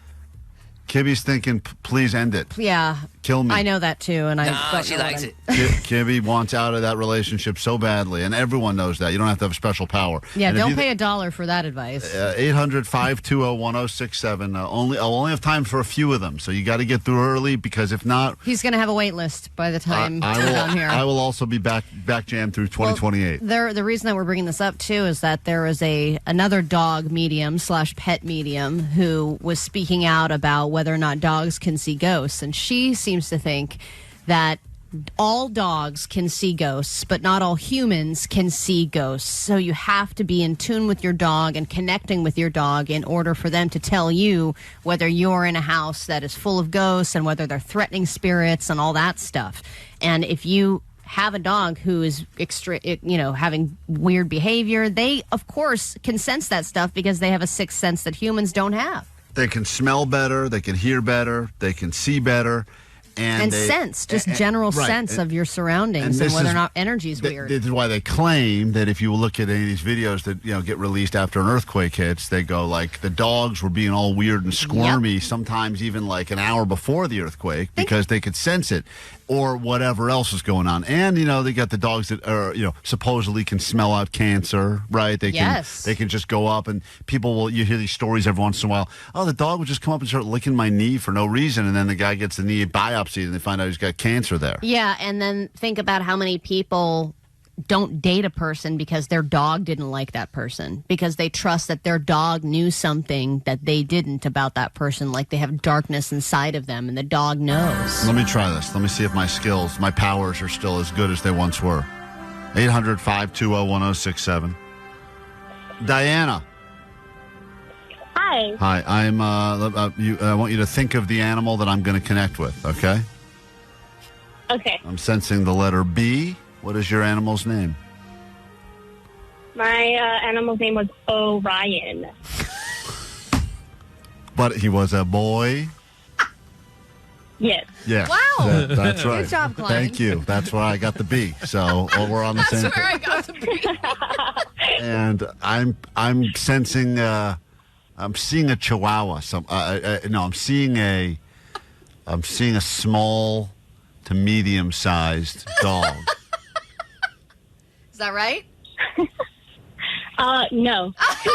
Hold on, I didn't Not finish. a dog. Okay, well that's why. Let me finish it. It's playing with a cat. Okay. All right. Orion is a cat. He was a cat. Yes. Okay. Yes. Small Wow. cat. So look at we've already gotten to, and Orion is no longer with us. No. Yeah. Okay. And I am sensing that Orion passed very suddenly. He did, actually. Whoa. Okay. Here we go. And I'm seeing a car. No car. No, I'm just telling you what I'm seeing outside the KROQ studios now. Hold on one second. I am seeing a lump. Okay, that's kind of close. Yeah. Okay. Allie, stop laughing at her dead cat. I'm not laughing at the cat. I'm sensing a lump that ended up being Totally fine. no.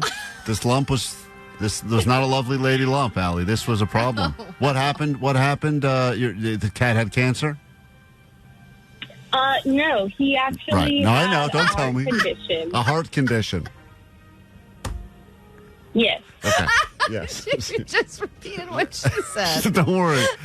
You just have to do. Here, I want you to know something. Your cat right now, this is the most important part of the whole reading. She's doing great. Uh-huh. And she's thinking about you right now. And she wants... It's a he. Oh, right.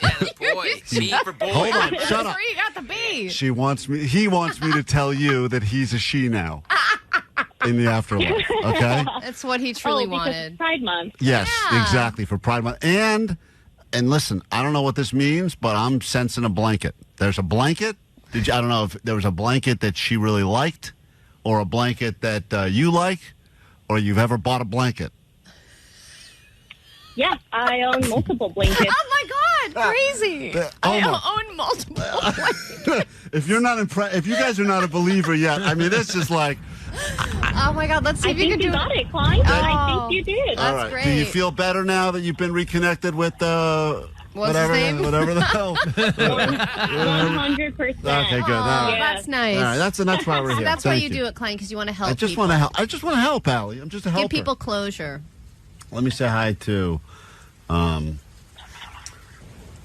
Rebecca. Rebecca, Hey, good morning. did you just hear the miracle that took place over the airwaves of KROQ?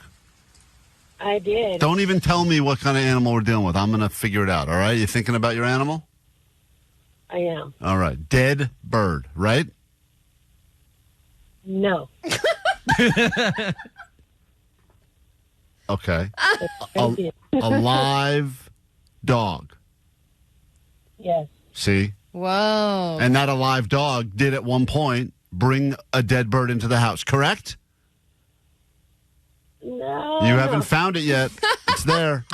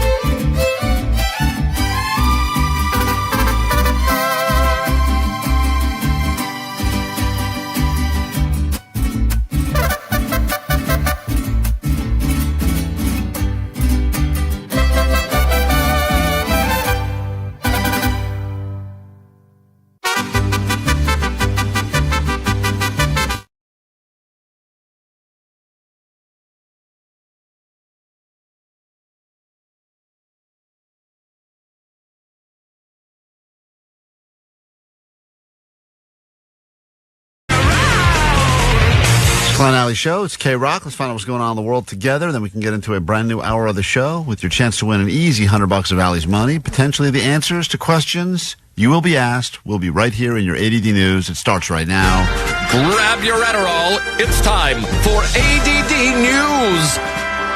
All right, there are some lists that will always be disputed. For example, what's the best taco place in L.A. or the best scary movie ever made? That was a dispute yesterday. Not much of a dispute. In fact, you got ridiculed so terribly for your decisions. That but then the alternates that they gave were dumb. People left songs. Hereditary is not the best scary movie ever made, and neither is Poltergeist. Well, yeah, but that's not the argument. It's a good one. I agree. It's a good one. I've seen Better it. than what you said. Just like Costco putting up the Christmas decorations too soon. I think it's way too soon to start having the best scary movie conversation in August. But, Allie, I just want you to hear that you got ridiculed so badly for your choice that people felt they need to leave songs about it on the GOAT line. She's got bad taste in horror movies because her taste is poo-poo. Yeah. Let's find out if Allie knows the news. Well, we'll get into that next hour. But, yeah, Allie does have poo-poo taste in horror It movies. is subjective. But then there are dumb lists like The Habit getting Best Burger over In-N-Out yet again. And that's just that's absurd a fake and list. untrue. USA Today, let me tell you something. I've seen USA Today in a lobby of a hotel.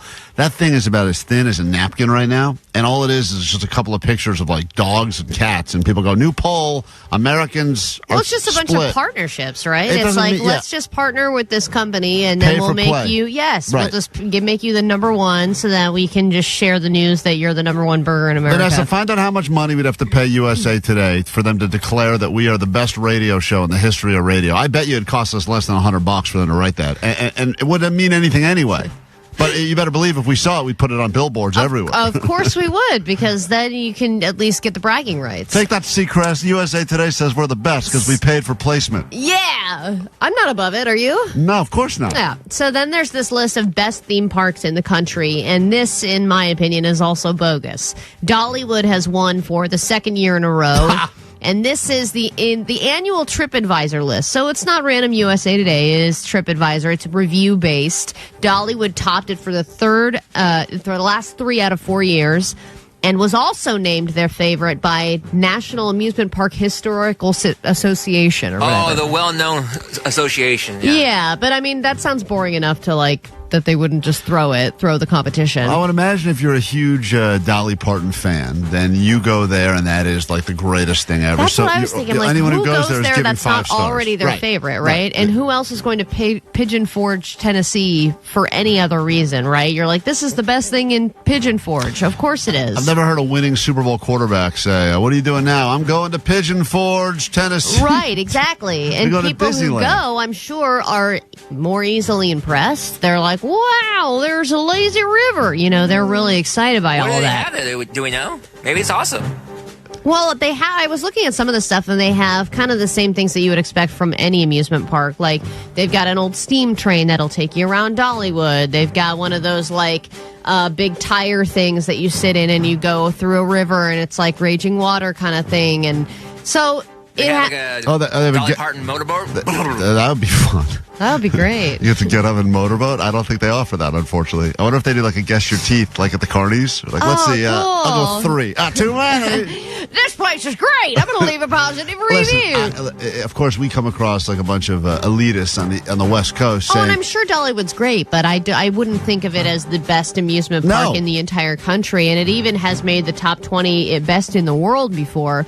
And then number 2 was Disney World, where just wanted to point out a woman was just arrested for meth possession there. That's Florida, though. That's Florida, one. yeah. That's expected. 3rd was some random park in Pennsylvania, and then you go all the way down Which one, the list. Hershey? Was Hershey 3rd? No, it's called... Not even Hershey in Pennsylvania? That's crazy. No, it was like a random... I forget the name, but it was like a random name I'd never heard before, and the town I'd never heard of either. And then Disneyland was all the way down to number 11. So... Because it's overcrowded. Yeah, I mean, listen, I guess when they figure out the scoring, whenever there's a ranking system for best or whatever, they do figure out certain things, and maybe you don't care. Like, maybe the average wait time for a ride at Dollywood is 0 minutes, and the average wait time at Disney is 45 minutes. Yeah, maybe the price point compared to the time spent. I mean, if you think about Disneyland, if you have to pay for it, you know, that's a big investment for some people. They want to stay at the resort, too, and it's, there's lines and stuff because everyone wants to go there because it's awesome. I quote 818 on the text line who says, who the hell reviews theme parks on TripAdvisor? And that is a great question. Because that already says a certain thing. No one. I've been. People review Dollywood. Right, they don't review Disneyland. I've been to quite a few theme parks. I've never sat in my car leaving Anaheim going, all right, quick, before we go anywhere, I got to put my quick review about Disney. And even just TripAdvisor reviews in general. It's a certain breed of person. Yeah, it's so true. All right, this Sydney Sweeney Nazi thing will not go away. It has escalated a lot in the last couple of days, and American Eagle even put out a statement saying that the ad was always about her physical genes and not the fact that she's white with blonde hair and blue eyes. It was all about the genes. The ad did do its job for the company. Shares of American Eagle are way up, and Sydney Sweeney just got called a Nazi on the red carpet at an event. Oh, my God. So that happened, and then it even got commentary from the White House, and surprise, surprise, Trump loves all of it. She's a registered Republican? Oh, now I love her ad. Is that right? Is Sydney Sweeney? I'm glad you told me that. If Sydney Sweeney is a registered Republican, I think her ad is fantastic. Okay, thank you very much, everybody.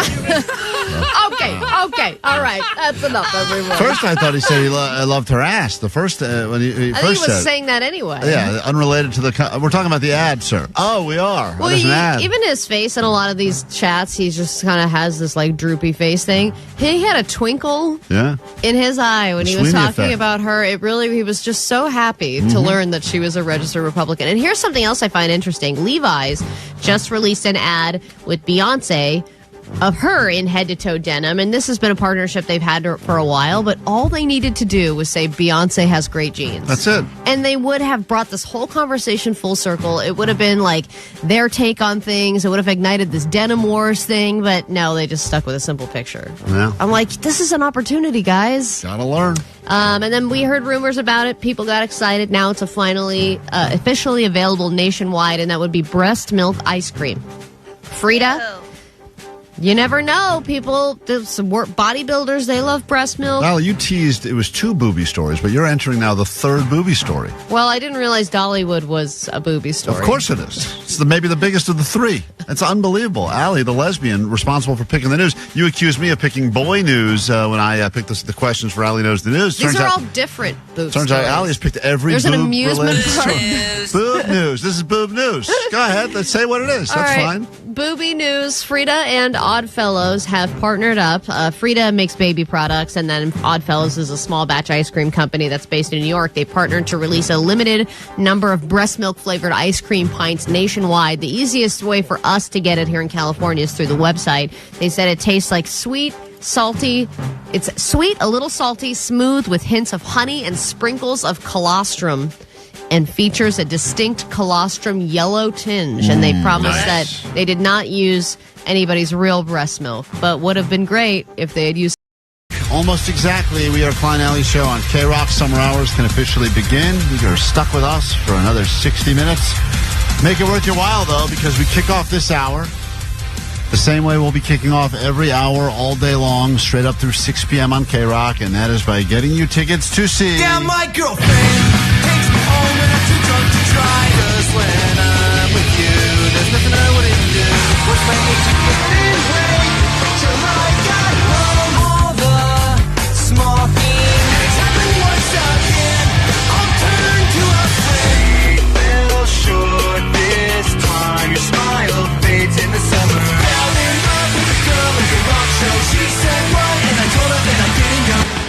Yep, you figured it out. Blink-182. That's the band for KROQ Road Trip USA. Looking for you. Call it 20 right now at 800-520-1067. So we get you on the standby boarding list so you can see Blink at the Aftershock Festival in Sacramento. At the very least, we give you tickets to see them right here as they have a show coming up in Palm Desert. Yeah, it'll be a full 48 hours of Blink for you. A lot of Blink in your future, and we'll grab call 20 in a moment. If you're still waiting to win those Sublime tickets, want to go to Vegas, we have a trip and a bonus trip. We have to give those both away this hour because we had a snafu earlier in the show.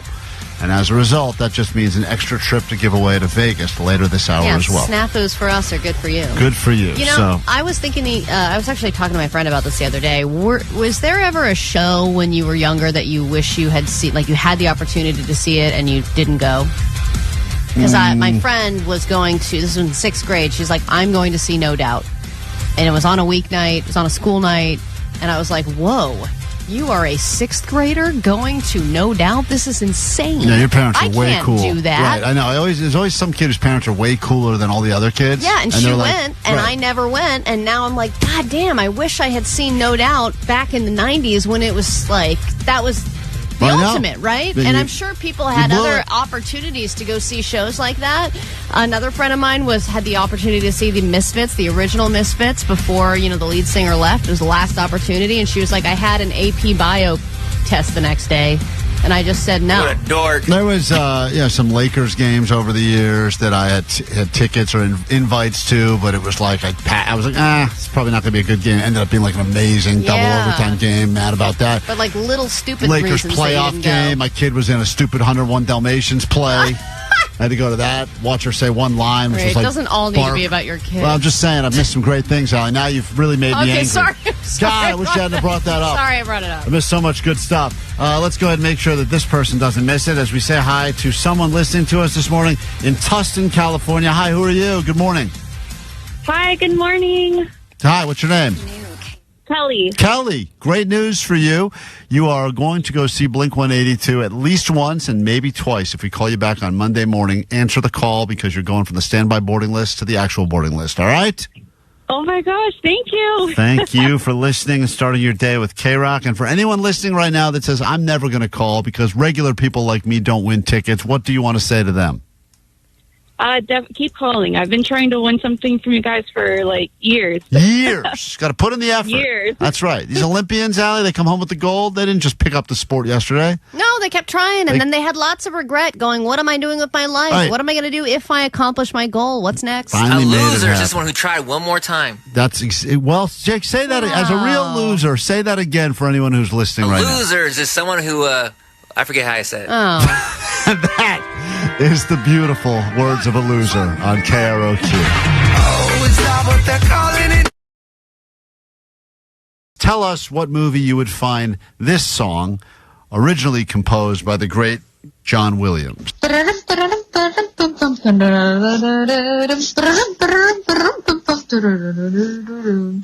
I'm just going to guess the Jurassic Park theme song. All right. According to Vanessa, that song was this song. Oh my God. From Home Alone. So I'm so sorry you did not get that right. Can somebody take that scene of them running through the airport Oh, please. and put it to Vanessa? Vanessa's version. Oh, and just someone. see how it changes? Let's go. Get cracking.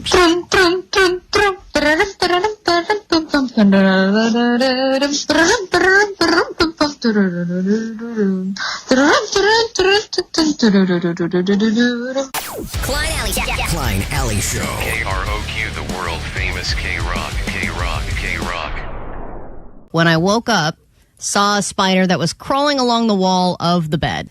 I got a cup, did the cup on the wall thing. It didn't fight me on it. Move it downstairs. I set it down, and before I'm going to put it outside, I looked it up, and it is a brown recluse spider, which Ooh. are very venomous. So I got it out. I put it back in its little home, and I ran back inside, and I let it go, and I let it live. I think you made the wrong call. And What would you have done? I would have smashed it, and then I would have put I don't the- know, man. This thing was too big to put the smash. Sometimes when they're too big, like Too big to tarantula size smash. big. You just ate 7 hot dogs in 5 minutes. You're calling this thing too big to smash? How dare you? You don't know what I can take on.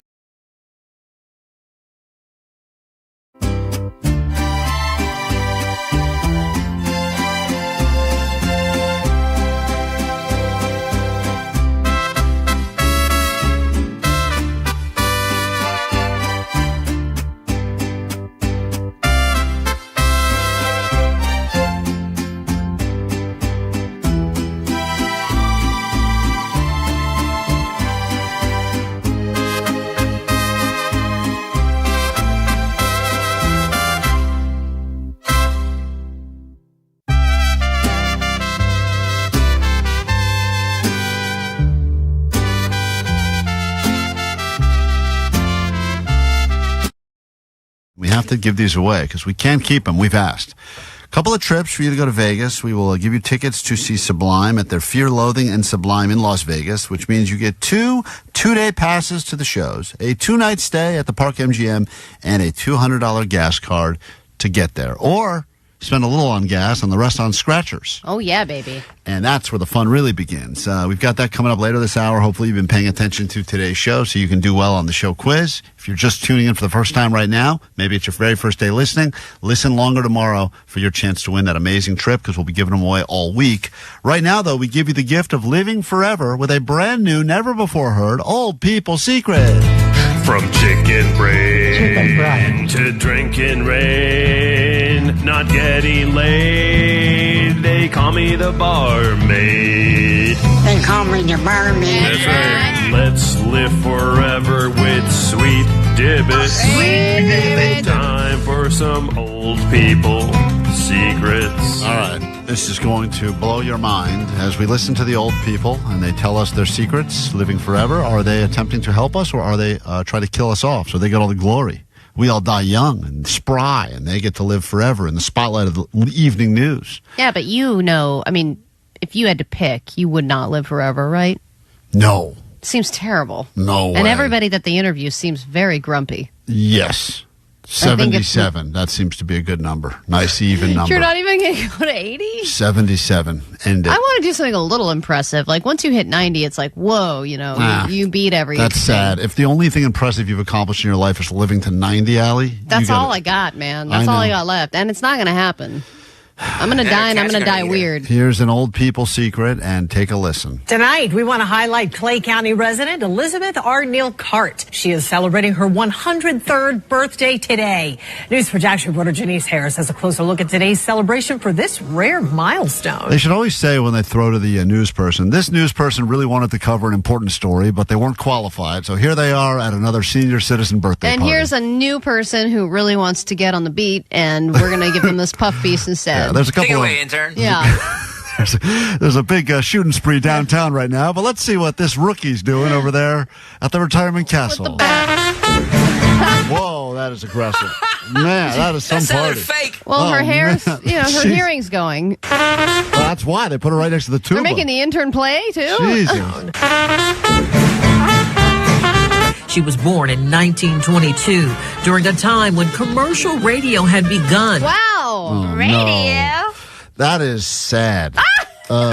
Usually when we hear about these things, Allie, it's like when Grover Cleveland was just a boy. And you think that this is the sadder comparison? The Yeah. year she was born is the year radio started? Hey, she's like, we're like blood brothers or something like that. Blood brothers? Say it again? Not saying it again. Omar's not here. He can't hear it. We're blood brothers. During a time when commercial radio had begun and alcohol had been banned. She has lived to see 18 United States presidents. At 103 years old, she is the envy of many. So I had to Is she? ask. Come on. Oh, come on, yeah. Who is... I envy you, girl. Who is saying that's the life? And every once in a while I do. I remember when my grandma, near the end, I'd go visit her.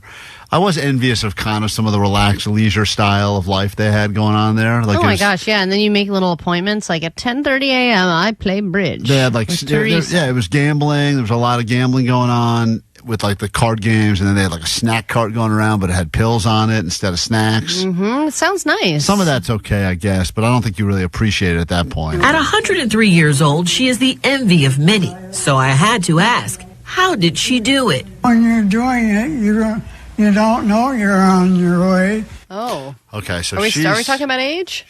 I think we're still talking about age, but Okay. she's going to give us her secret in a moment. So listen closely. If you two would like to live to 103. So you just live a typically normal life. Not What? Did you a word. You get any of that? I think.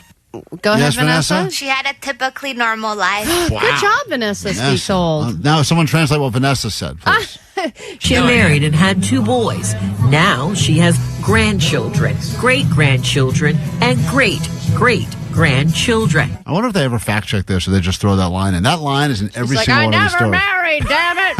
I'm a virgin. I hate children. So I also asked, what is the secret to reaching 103 years old? All right, place your bets. We're going to find out the secret. According to this woman, she knows a lot. She's been around since the beginning of radio. Yeah. Allie, she's got a secret. What is it? What do you think it is? I'm going to say sticking with one show and watching it religiously. Okay, like a Matlock sort of thing? Yeah. Jake the Nerd, what is her secret? Family. Family. She does have a lot of great-grandkids. Yeah, I'm sure they all visit her. It doesn't look like in this story. There's a lot of tuba guys. Vanessa, what's your secret?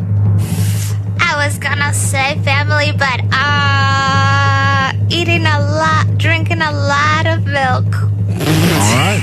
Good improv right there. Don't say family. Don't say family. Eating family. I think Vanessa could have the exact quote today. Let's find out what the old people's secret is if you two want to live forever. She says walking and salads help. And of course, Okay, first of all, She's just trying to get him away. she didn't say. Do you This hear? is like news reporter repellent. Yeah. Do you hear walking and salads in this? and of course, I heard eat a horse eye. Yeah, horse eye. Horse eye is definitely the answer. I think 103 years ago, they probably fed them that. Of course, that's probably the best Eat a part. horse eye. I call dibs on the eye. My first, That's my probably first birthday, I dug into my first eye. My Look first- at that. Put a candle in it. This horse tastes like it has cataracts. and of course, That's horse eye. Horse eyes. She's definitely That's saying horse way more eyes. exciting. Wow, how did the news lady hear salads and walking? Is, She's like, I don't think we should encourage people eating horse eyes on the news, so we'll say so Caesar. we'll just say salad. We get out of here. couldn't live without peanut butter. Oh. Okay, once again, Peanut butter. I hear horse eyes and peanut butter. That's Maybe that was the great. name of the horse. I figured that's a horse name. It was my favorite one, peanut Come butter. here, peanut butter. She loves peanut butter. However, family and kindness have also brought her to the milestone. What helps you live a good, long life? She already said, okay, we want more? I hate it when they ask it so many times. Jeez, I would feel so annoyed if I was an old person. My family's been especially good to me, backed me up, and So do you think being a people person gets you a long way in life? I think so. It helps. It makes you happier, it made me happier. And what would a birthday be without the traditional song? So Jake was kind of right, family. He also said that. I bet the family, too, is like, every time they come and visit, which is rarely, they come and they're like, hey, I just saw you yesterday. Just saw you last week. Right, smart and move. so she can be like, they're always there for me. Should point out at the end of the story, the reporter was wearing an eye patch, which makes me think that she did eat the reporter's eye as well. With a little scoop of peanut during butter. the story. That's weird. We got to take a break. When we get back, a trip to Vegas is in your future. You put up with us long enough. We'll send you to Vegas. That and a very uncomfortable situation I was in yesterday. Did I handle it correctly? I'm going to assume no, but we'll come back with that next. KROQ. It's KROQ Road Trip USA. Travel to the beautiful state capital, Sacramento, California, home of Sutter's Fort, Fairy Tale Town, and other places that sound like we just made them up. Plus, Blink 182. It's Tom from Blink 182. And Aftershock Festival. Tom forgot all the songs. Forgot most of the songs.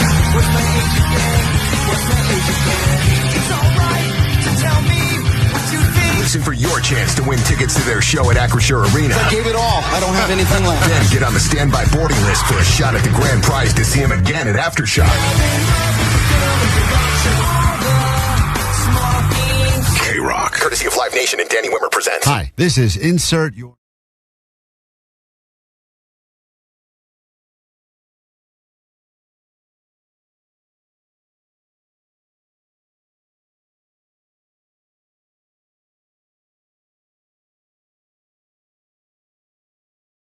Am I a terrible person because of something I tried to do to salvage Mother's Day yesterday? Allie, here. And I ask you, and I know you probably, Omar's going to say I'm a terrible person, regardless of if I even tell the story.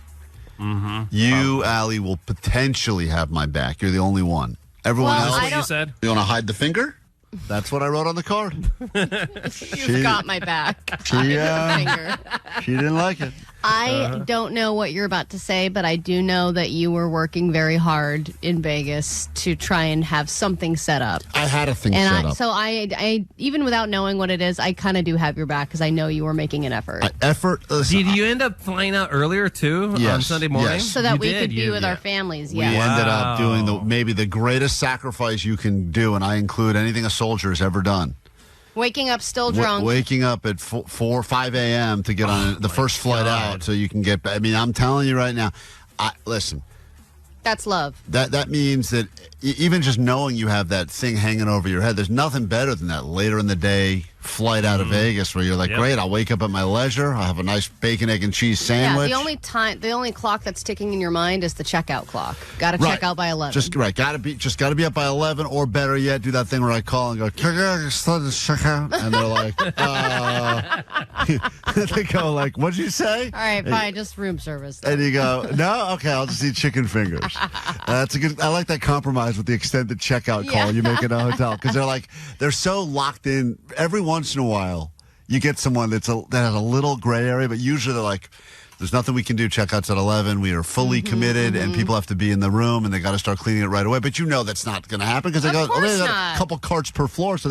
And then you kind of do that whole, you play hardball with them, and occasionally they're like, all right, 11:30, and you're like, it feels like you got like, oh my god, I have 30 extra minutes. I'm going to go back to sleep. Yeah, it feels so.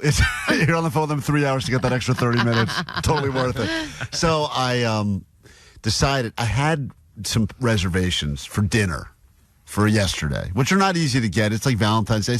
I don't like doing it because it's like you feel like you're kind of a sucker. Of course, yeah. And then the prices are always double or triple. Sometimes. And then there's even less options. If it's a brunch, absolutely. There's like 3 things on there you can pick from. If any restaurant is offering some sort of something with mimosas, you just got to go somewhere else because you can tell they're really going to stick it to you. As a mom, I just want to say I hate mimosas. Good. Let's put an end to that. So I had some dinner reservations, and I never make just one. You would think one is more than enough, but I don't know. You had some backup ones. I don't know what you can be in the mood for. So I want a couple different styles of food. Wait, what? What are you doing with your life? Yeah. Why don't you just ask your wife, hey, where do you want to go on Mother's Day? And then make the reservation for that place. I should have done that in retrospect. Okay. I just said, what are you doing here? How many reservations? 3. I had 3. 3? Yeah, and all at different times or all at the same time? All different times, Allie, because I didn't know that was why I did it that way. I said I don't know if she's going to want to go to kind of one of those like early ones where the kids are involved. You know, I guess you got to bring the kids. It's Mother's Day. She's not my mom. She's my wife. Yeah. So I did an early one, and then I did a slightly later, but then I did like one that was, quote, like she would think was like a special. You know, certain I restaurant. wish she had said she wanted to go to all three. Is your wife the type that likes it, a day all about her? Because there's, some wives that are like, just a quick dinner in bed. I'm all good. Let's get about our own business. Here's how every woman is. Go on. I They- can't wait to hear this. I'm going to stop my sentence. I would right now. love to go down on you for Mother's Day. No. That's right. No, it's Allie, it's all the same. Here is I'm not going to give you anything I want.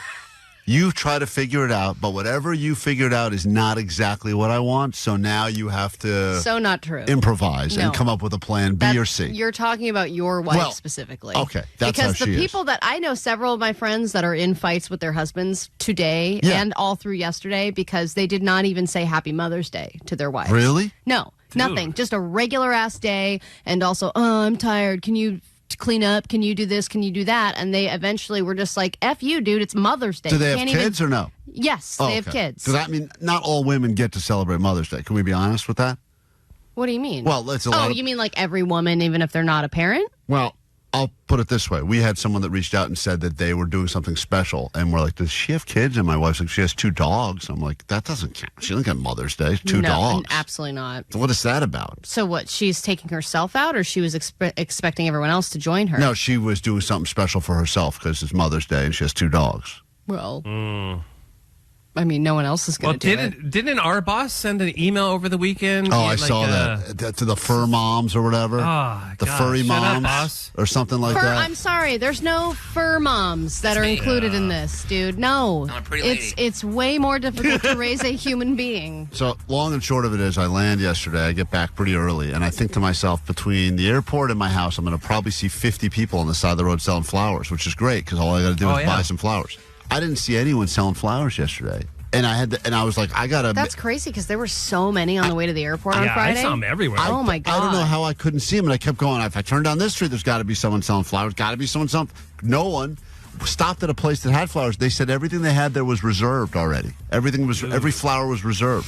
So I said, is anyone not going to pick them up? Can I buy a? Why didn't you make a reservation for those? I Dumbass. made all the wrong reservation.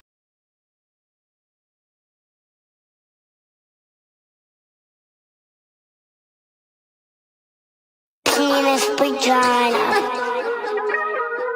Penis vagina. Penis butt. Poop. Pee. Throw up. Poop. Butt. Poop. Butt. Butt. Butt. Butt. Poop. Butt. Poop. Butt. Butt. Butt. Butt. Poop. Butt.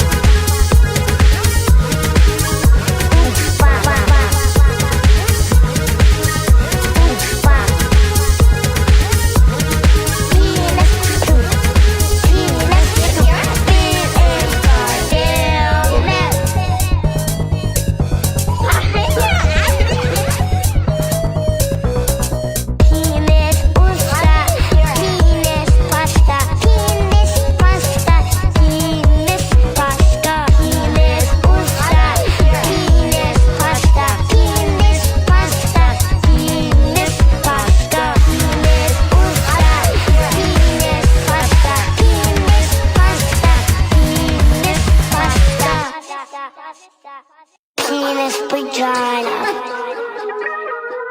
Penis vagina. Penis butt. Poop. Pee. Throw up. Poop. Butt. Poop. Butt. Butt. Butt. Butt. Poop. Butt. Poop. Butt. Butt. Butt. Butt. Poop. Butt.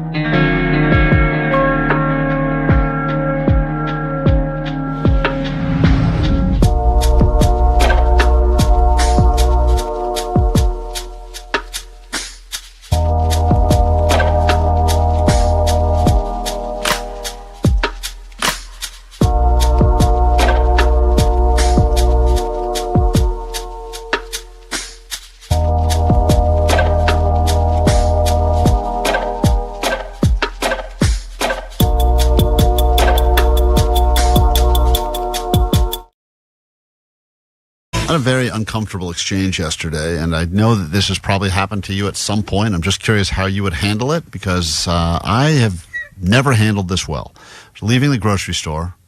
And You're right. You've never handled that well. I've never handled that part of my day well. And I kind of bumped shoulders with a guy who's walking in. And then he kind of does a stop. And I go, my first thought is, this guy's going to try to fight me or something. I don't know. And he goes, hey, what's up? How you been? How's your summer been? Like, he very excited to see me. Did he say your name? No. But he goes, like, hey, how's your summer been? I go, oh, good. How about you? And I'm thinking, my brain will catch up eventually. I feel like at some point I'm going to connect. In general, your brain will catch up. I've been saying for years. I've been telling myself my brain will catch up eventually. It has still not caught up. Okay. So I go. So this is somebody that obviously thinks they know you, but you don't know them, I you don't remember. I haven't placed it yet. But then I'm like thinking to myself, what would he look like without a hat? What would he look like without a beard? Like, maybe there's been changes. So he goes, the audacity people have to wear different hats and shirts. Yeah, ridiculous. what am Just I? everyone should be in the same outfit all the time so that I can remember who they usually too, and maybe it's just 'cause I've been on radio a long time. Like, voice is usually how I recognize people. I'm like Blind Charlie. I feel like I can figure out people by voice. I'm like, where do I place that voice? So he's like, how's your summer been? I go, good. And how's yours been? He's like, oh man, just got back, traveling. I go, yeah. I've been here most of the summer. He's like, how's your wife doing? And I'm like, all right, well, my wife just had surgery, so maybe I'm like, she's better. She's resting, but she's good. He's like, okay, and how's Cali? And Cali? So then I go, she's talking about the state of California? Because I was like, I've got some Cali's thoughts. going downhill, baby. I'm moving to Texas. I was like, so I'm still, now I'm answering in a week, because he's so confidently thinks he knows me. It's tough when you have a kid too. Like, you have two that are getting older now, and they're in these like extracurricular environments, and you could be meeting parents that remember you that I don't. Like, if I see somebody at the park and then they're also at his little gymnastics, that like, I don't know who the hell the babies and parents are. But he was genuinely excited. Like, hey, oh my God. Right. Like, it seemed like there was a real friendship. So then he's like, how's Callie? And I'm like, Callie. She's terrible. She doesn't exist. I thought about saying, I don't know who we're talking about here, but I just said, like, good, everyone's good. Oh. Everyone's good. And Everyone's good is a good cover-up. And then he goes, and is Tim still doing lacrosse? And at this point, I'm like, he has no idea who I am. God. Because nobody in my family will ever do lacrosse. I don't know Tim, and I don't know. Sure is. He's doing it good. And I said, and so at this point, I really thought about going, like, you think I'm someone else? Oh, man. But it was so you do strange. look like other people, usually not flattering other people, but... So I just go, yeah, sticking with it. Did you think you were the guy from The Punisher? I don't know Does who he have a tone? A Tim and a Callie? Yeah. That you're that caveman guy? But now, from the Geico, how are those Geico commercials treating you? Pretty good, man. Still getting the residuals. So at this point now, I've already said my wife is good. We've been good. My daughter, Callie, who I don't have, is doing great. And you've been And Tim asking... is sticking with lacrosse. Timmy and lacrosse. Okay. So, but you haven't asked any questions about him yet. Well, this has all been him on you. On me. Yeah, it's been like rapid fire. It was almost like he really wanted to catch up. And I said, and how's it been with you? How's it been with you guys? How has it been? How is all of it? And he goes, busy. He's like, they just, it was the biggest small talk conversation ever. They just keep getting older. Can't believe school's starting again. So then I'm like, all right, the guy, kids must go to my school or Yeah, something. it's got to be something like that. So then I'm like, I know 2 weeks. He's like, 2 weeks? No, he's like 4 weeks. 4 weeks. I'm like, hold on. I'm like, You're like, now I want to be you. So, so clearly they go to a different school. So now I'm like, all right, so I don't know him from school. So now man. I'm like, and then I'm just like, this And you guy. don't know him from lacrosse. Definitely don't know him from lacrosse. I don't play lacrosse. Have never played lacrosse. I don't have a set named Tim. So at some point I go, he was pushing out of the store and I'm pushing out of the store. He's pushing into the store. So I go, at some point he's got to get on with his stuff. So I just go, hey, I don't want all this stuff to melt. I'll see you around. The stuff to melt. What'd you have? Just had like a cart full of stuff. You just had beef jerky. piles of ice cream. Typical shop for me, just giant boxes of ice cream sandwiches. And he's like, we should get together sometime. He's like, you have my number, right? I'm like, you know it. What? And then wow. and then I just parted ways. Dude, and had a full this went on, I paraphrased it for the sake of this story. It went on for, I want to say, 7 minutes of that. 7 minutes of me. That's forever, dude. You forever. wasted 7 minutes of your life talking to this guy? Yeah. And because I just didn't want to say, I think you think I'm someone I'm not. Because I clearly am not that person. Yeah, but I have never talked to you for 7 minutes at a time in my life. I know, because I know who you are. I do. It's the worst. Thank you, guys. Thanks for saying that. Turned out to be one of the better I conversations wish you had a son named Timmy who I've played ever had. lacrosse. It'd be way more interesting. This other guy's family sounds like they're doing great. I know. Callie, He's got a Timmy. future. If you'd like to win a trip to Vegas, see Sublime, and you've been listening to the show, call us now, 800-520-1067.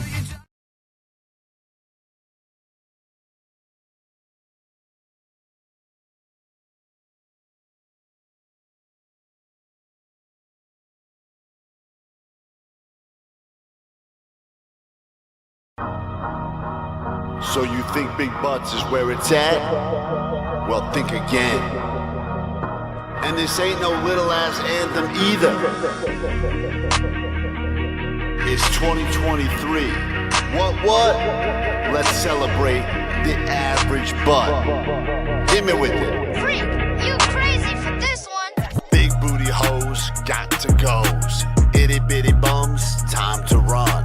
If fat bottom girls make the world go round, well, step off, bitch, time for average mounds. So many songs about big asses, but I do speak for the masses. May not be pretty, may not be cute.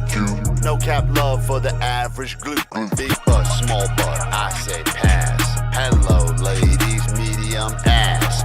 Medium ass, medium ass. Sorry, Jack, it's the new first class. First class.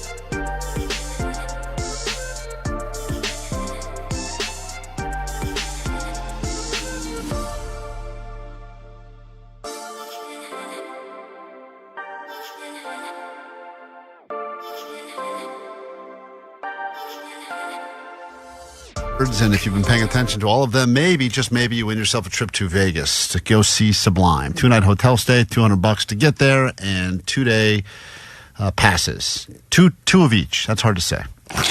Goddamn, I am tired. All right, so here we go. Let's get into it now. A lot of people on the phone claiming that The Sublime Vegas thing has been haunting you for So easy to say. It's my PTSD from the original. I mean, it really is. When I first was trying to promote this dumb thing so you didn't long know ago, anything about it. I had no details. And now you have too many details.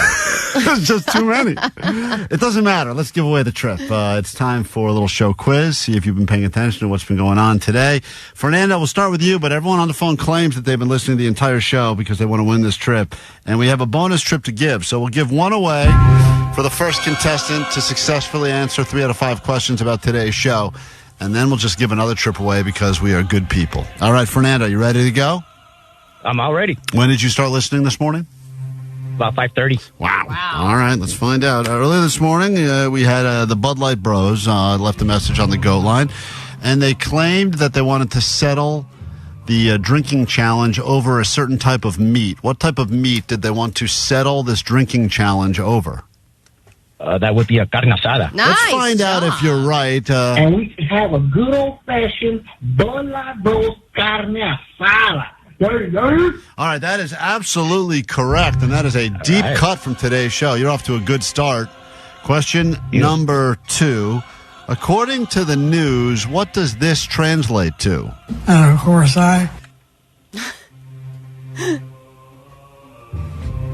would be a salad in the wok. Oh, wow. That is absolutely correct. That was a moment ago. We got that earlier this hour, but that was an old people's secret. They claim that she said her secret is a wok and salad, but this is what she said. and of course, We're convinced she's eating horse eyes. But you know what? This is You way have more gotten fun. 2 in a row right, which is really incredible. Question number 3 from today's show. Earlier in the show, Klein mistook Ally for a character from a movie, which I think was also a book. Which character did Klein confuse Ally for? Oh, wow. I must have been in the restroom at that time. Oh, no. Klein got confused and confused Ally for a character from this movie/book. Harry Potter? Let's find out. I don't think you're right. I had a lizard. I had a bunny. Didn't you squeeze the snake too hard and it died, or was that a mouse or something? No. You had too much love to give, and as a result, you strangled too many of your animals. No, you're thinking of Mice and Men with Lenny. Oh, okay.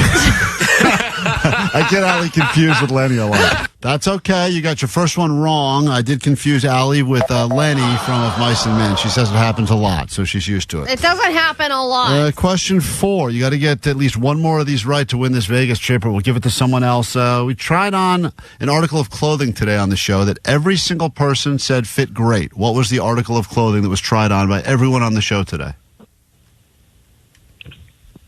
That was a coat. Oh, A no. coat? Oh, man.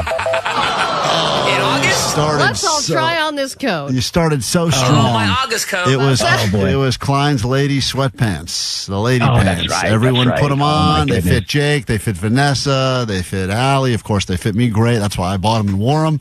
Apparently my ass looked weird in them, It comes but down that's to right. this, man. You need this Moment one. of truth. We found out All that right, guys. Allie's son Wesley is great at something. What is he great at? That would be picking lottery tickets. Hey, for the win! 3-year-old is apparently a savant when it comes to picking scratchers and picking winners. And speaking of winners, you're going to Vegas, Fernando. Congratulations. That's awesome. Thank you, guys. Thank you for guys giving us very much. so much of your time this morning. Even if you were just using us for this Vegas trip, I hope it was worth it, all right? No, I always listen to you guys. Thank you very much. Appreciate you. Fernando's off to Vegas to see Sublime, and you can join him. Caller 20. Let's go ahead and give everyone a chance to win now, even if you were not listening to the show. 800-520-1067. We'll give away one final trip to Vegas to see Sublime today. We'll do more of those tomorrow. And your takeaways next on KROQ.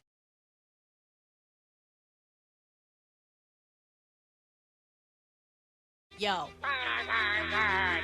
So you think it's cool to play mambo music and diss me? Well, your rap game is worse than when my wife pretends to kiss me. So I'm gonna say a few words to spoil that clear P-test cup. That's right, bitch. It's time for this lesbo to wrap it up! Hell yeah. Here's news for you, shorty. NyQuil and DayQuil aren't the same, and doors all have handles, and yellow hats are lame. You say that your pie wine is pizza's new side piece, but your sales list is only as long as your last lease. On the streets, you buy Jordans, but you don't make no profit. At home, you're like Ellen. You're way out the closet. Whoa. And you'll probably hear this, and you'll probably cry. It's okay, Kay. You're an emotional guy. You cry when you're sick, when your kid sings a song, when you're tired or hungry, when they brought back Tom DeLonge. So you know what? I think I'm gonna stop this dope rhyme. Cause unlike you, I know how to stay on time. What's up with this? Yeah.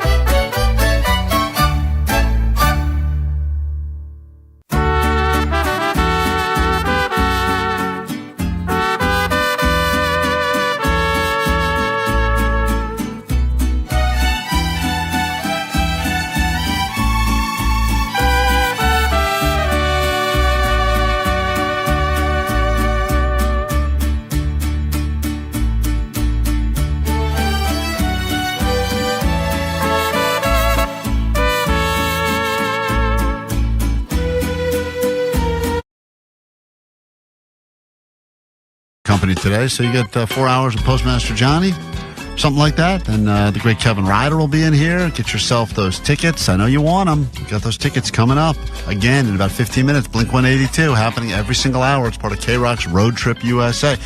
Tomorrow we're going to tackle this question, Allie, as it's officially back to school time. What are some of the most important things you learned that you never learned from school? So people always accuse school of teaching you things that you should know, but not things you actually need to know. So Jake hit the streets, and we'll get into this tomorrow. But here's just some of what people learn not from school. What's your name? John. John from where? Burbank. John, what's the most important thing you know now that you didn't know when you were in school? That you'd never f*** someone over. What do you mean? Don't ever sleep with your friend's wife. Great. That's great. You learned that in school? No, you didn't learn that in school. You learned that in the real world. Oh, you're saying outside of the school environment entirely. Yes, he didn't learn that. This is the most important thing you learn that you don't learn in a classroom, and he had to learn that the hard way. You do not sleep with your friend's wife. Everyone knows that, but they don't teach that in school. That's for sure. No. If they had a class on that, that would be Very fascinating popular. to see who did well and who did badly. We'll get into that tomorrow. We'll give away more of these trips for you to go see Sublime in Vegas with hotel stay and money to get there. And we'll do all that tomorrow. Plus, we got more of those tickets for you to the Hollywood Bowl. Keep doing that. Of course, the Go line is open for you between now and then. That number is 844-956-GOAT. And before we get into takeaways, let's go ahead and give away another trip to Vegas right now for someone that just happened to be listening and calling at the right time. Puts us in Whittier. We say hi to Anthony. Anthony? Woo, yes. You're going to Vegas to see some Sublime, all right? Yeah. Enjoy the trip. It's coming up. Yes, have fun. And, this guy's, don't hang up on yourself. Hold on one Are you second. screaming like a girl now, or is someone on with you? Was that your scream? She's in the car with me. Oh, okay. There's a girl screaming there, too? Yeah. Let me hear. Yeah, I just kidnapped her. Don't worry about that. All right. She's my plus one. All right, hold on one second. Enjoy that, Anthony. That's Anthony. He's a winner. You'll get all that experience tomorrow. I feel bad. The last guy to listen since 5:30 this morning to win those tickets, Anthony just had to be the right He caller. was like, woo, nothing. With a victim in the car. All right, takeaways from today's show. What do we got? Let's see. 213, my takeaway is Allie's kid is only going to college if he can keep picking winning scratchers. That's a very important skill. 818, my takeaways. Thanks a lot, Dylan. You blew it. Yeah, Dylan, what a letdown, What a letdown. 626, my takeaway is honey adds 4 words and adds a 4th word and prevents arguments. Yep. 818, Klein Ally Show pants are like an AIDS quilt.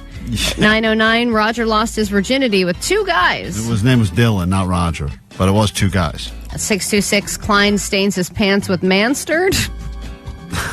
That's a takeaway, really? Yes. Oh, such a deep cut. And 402, my takeaway is George is never going to let Allie tend the rabbits. Nope. Because she's the same. Jake, you got a takeaway from today's show? Yeah, I want to be Blood Brothers or Klein. Blood Brothers. You're my blood brother. Allie, takeaway?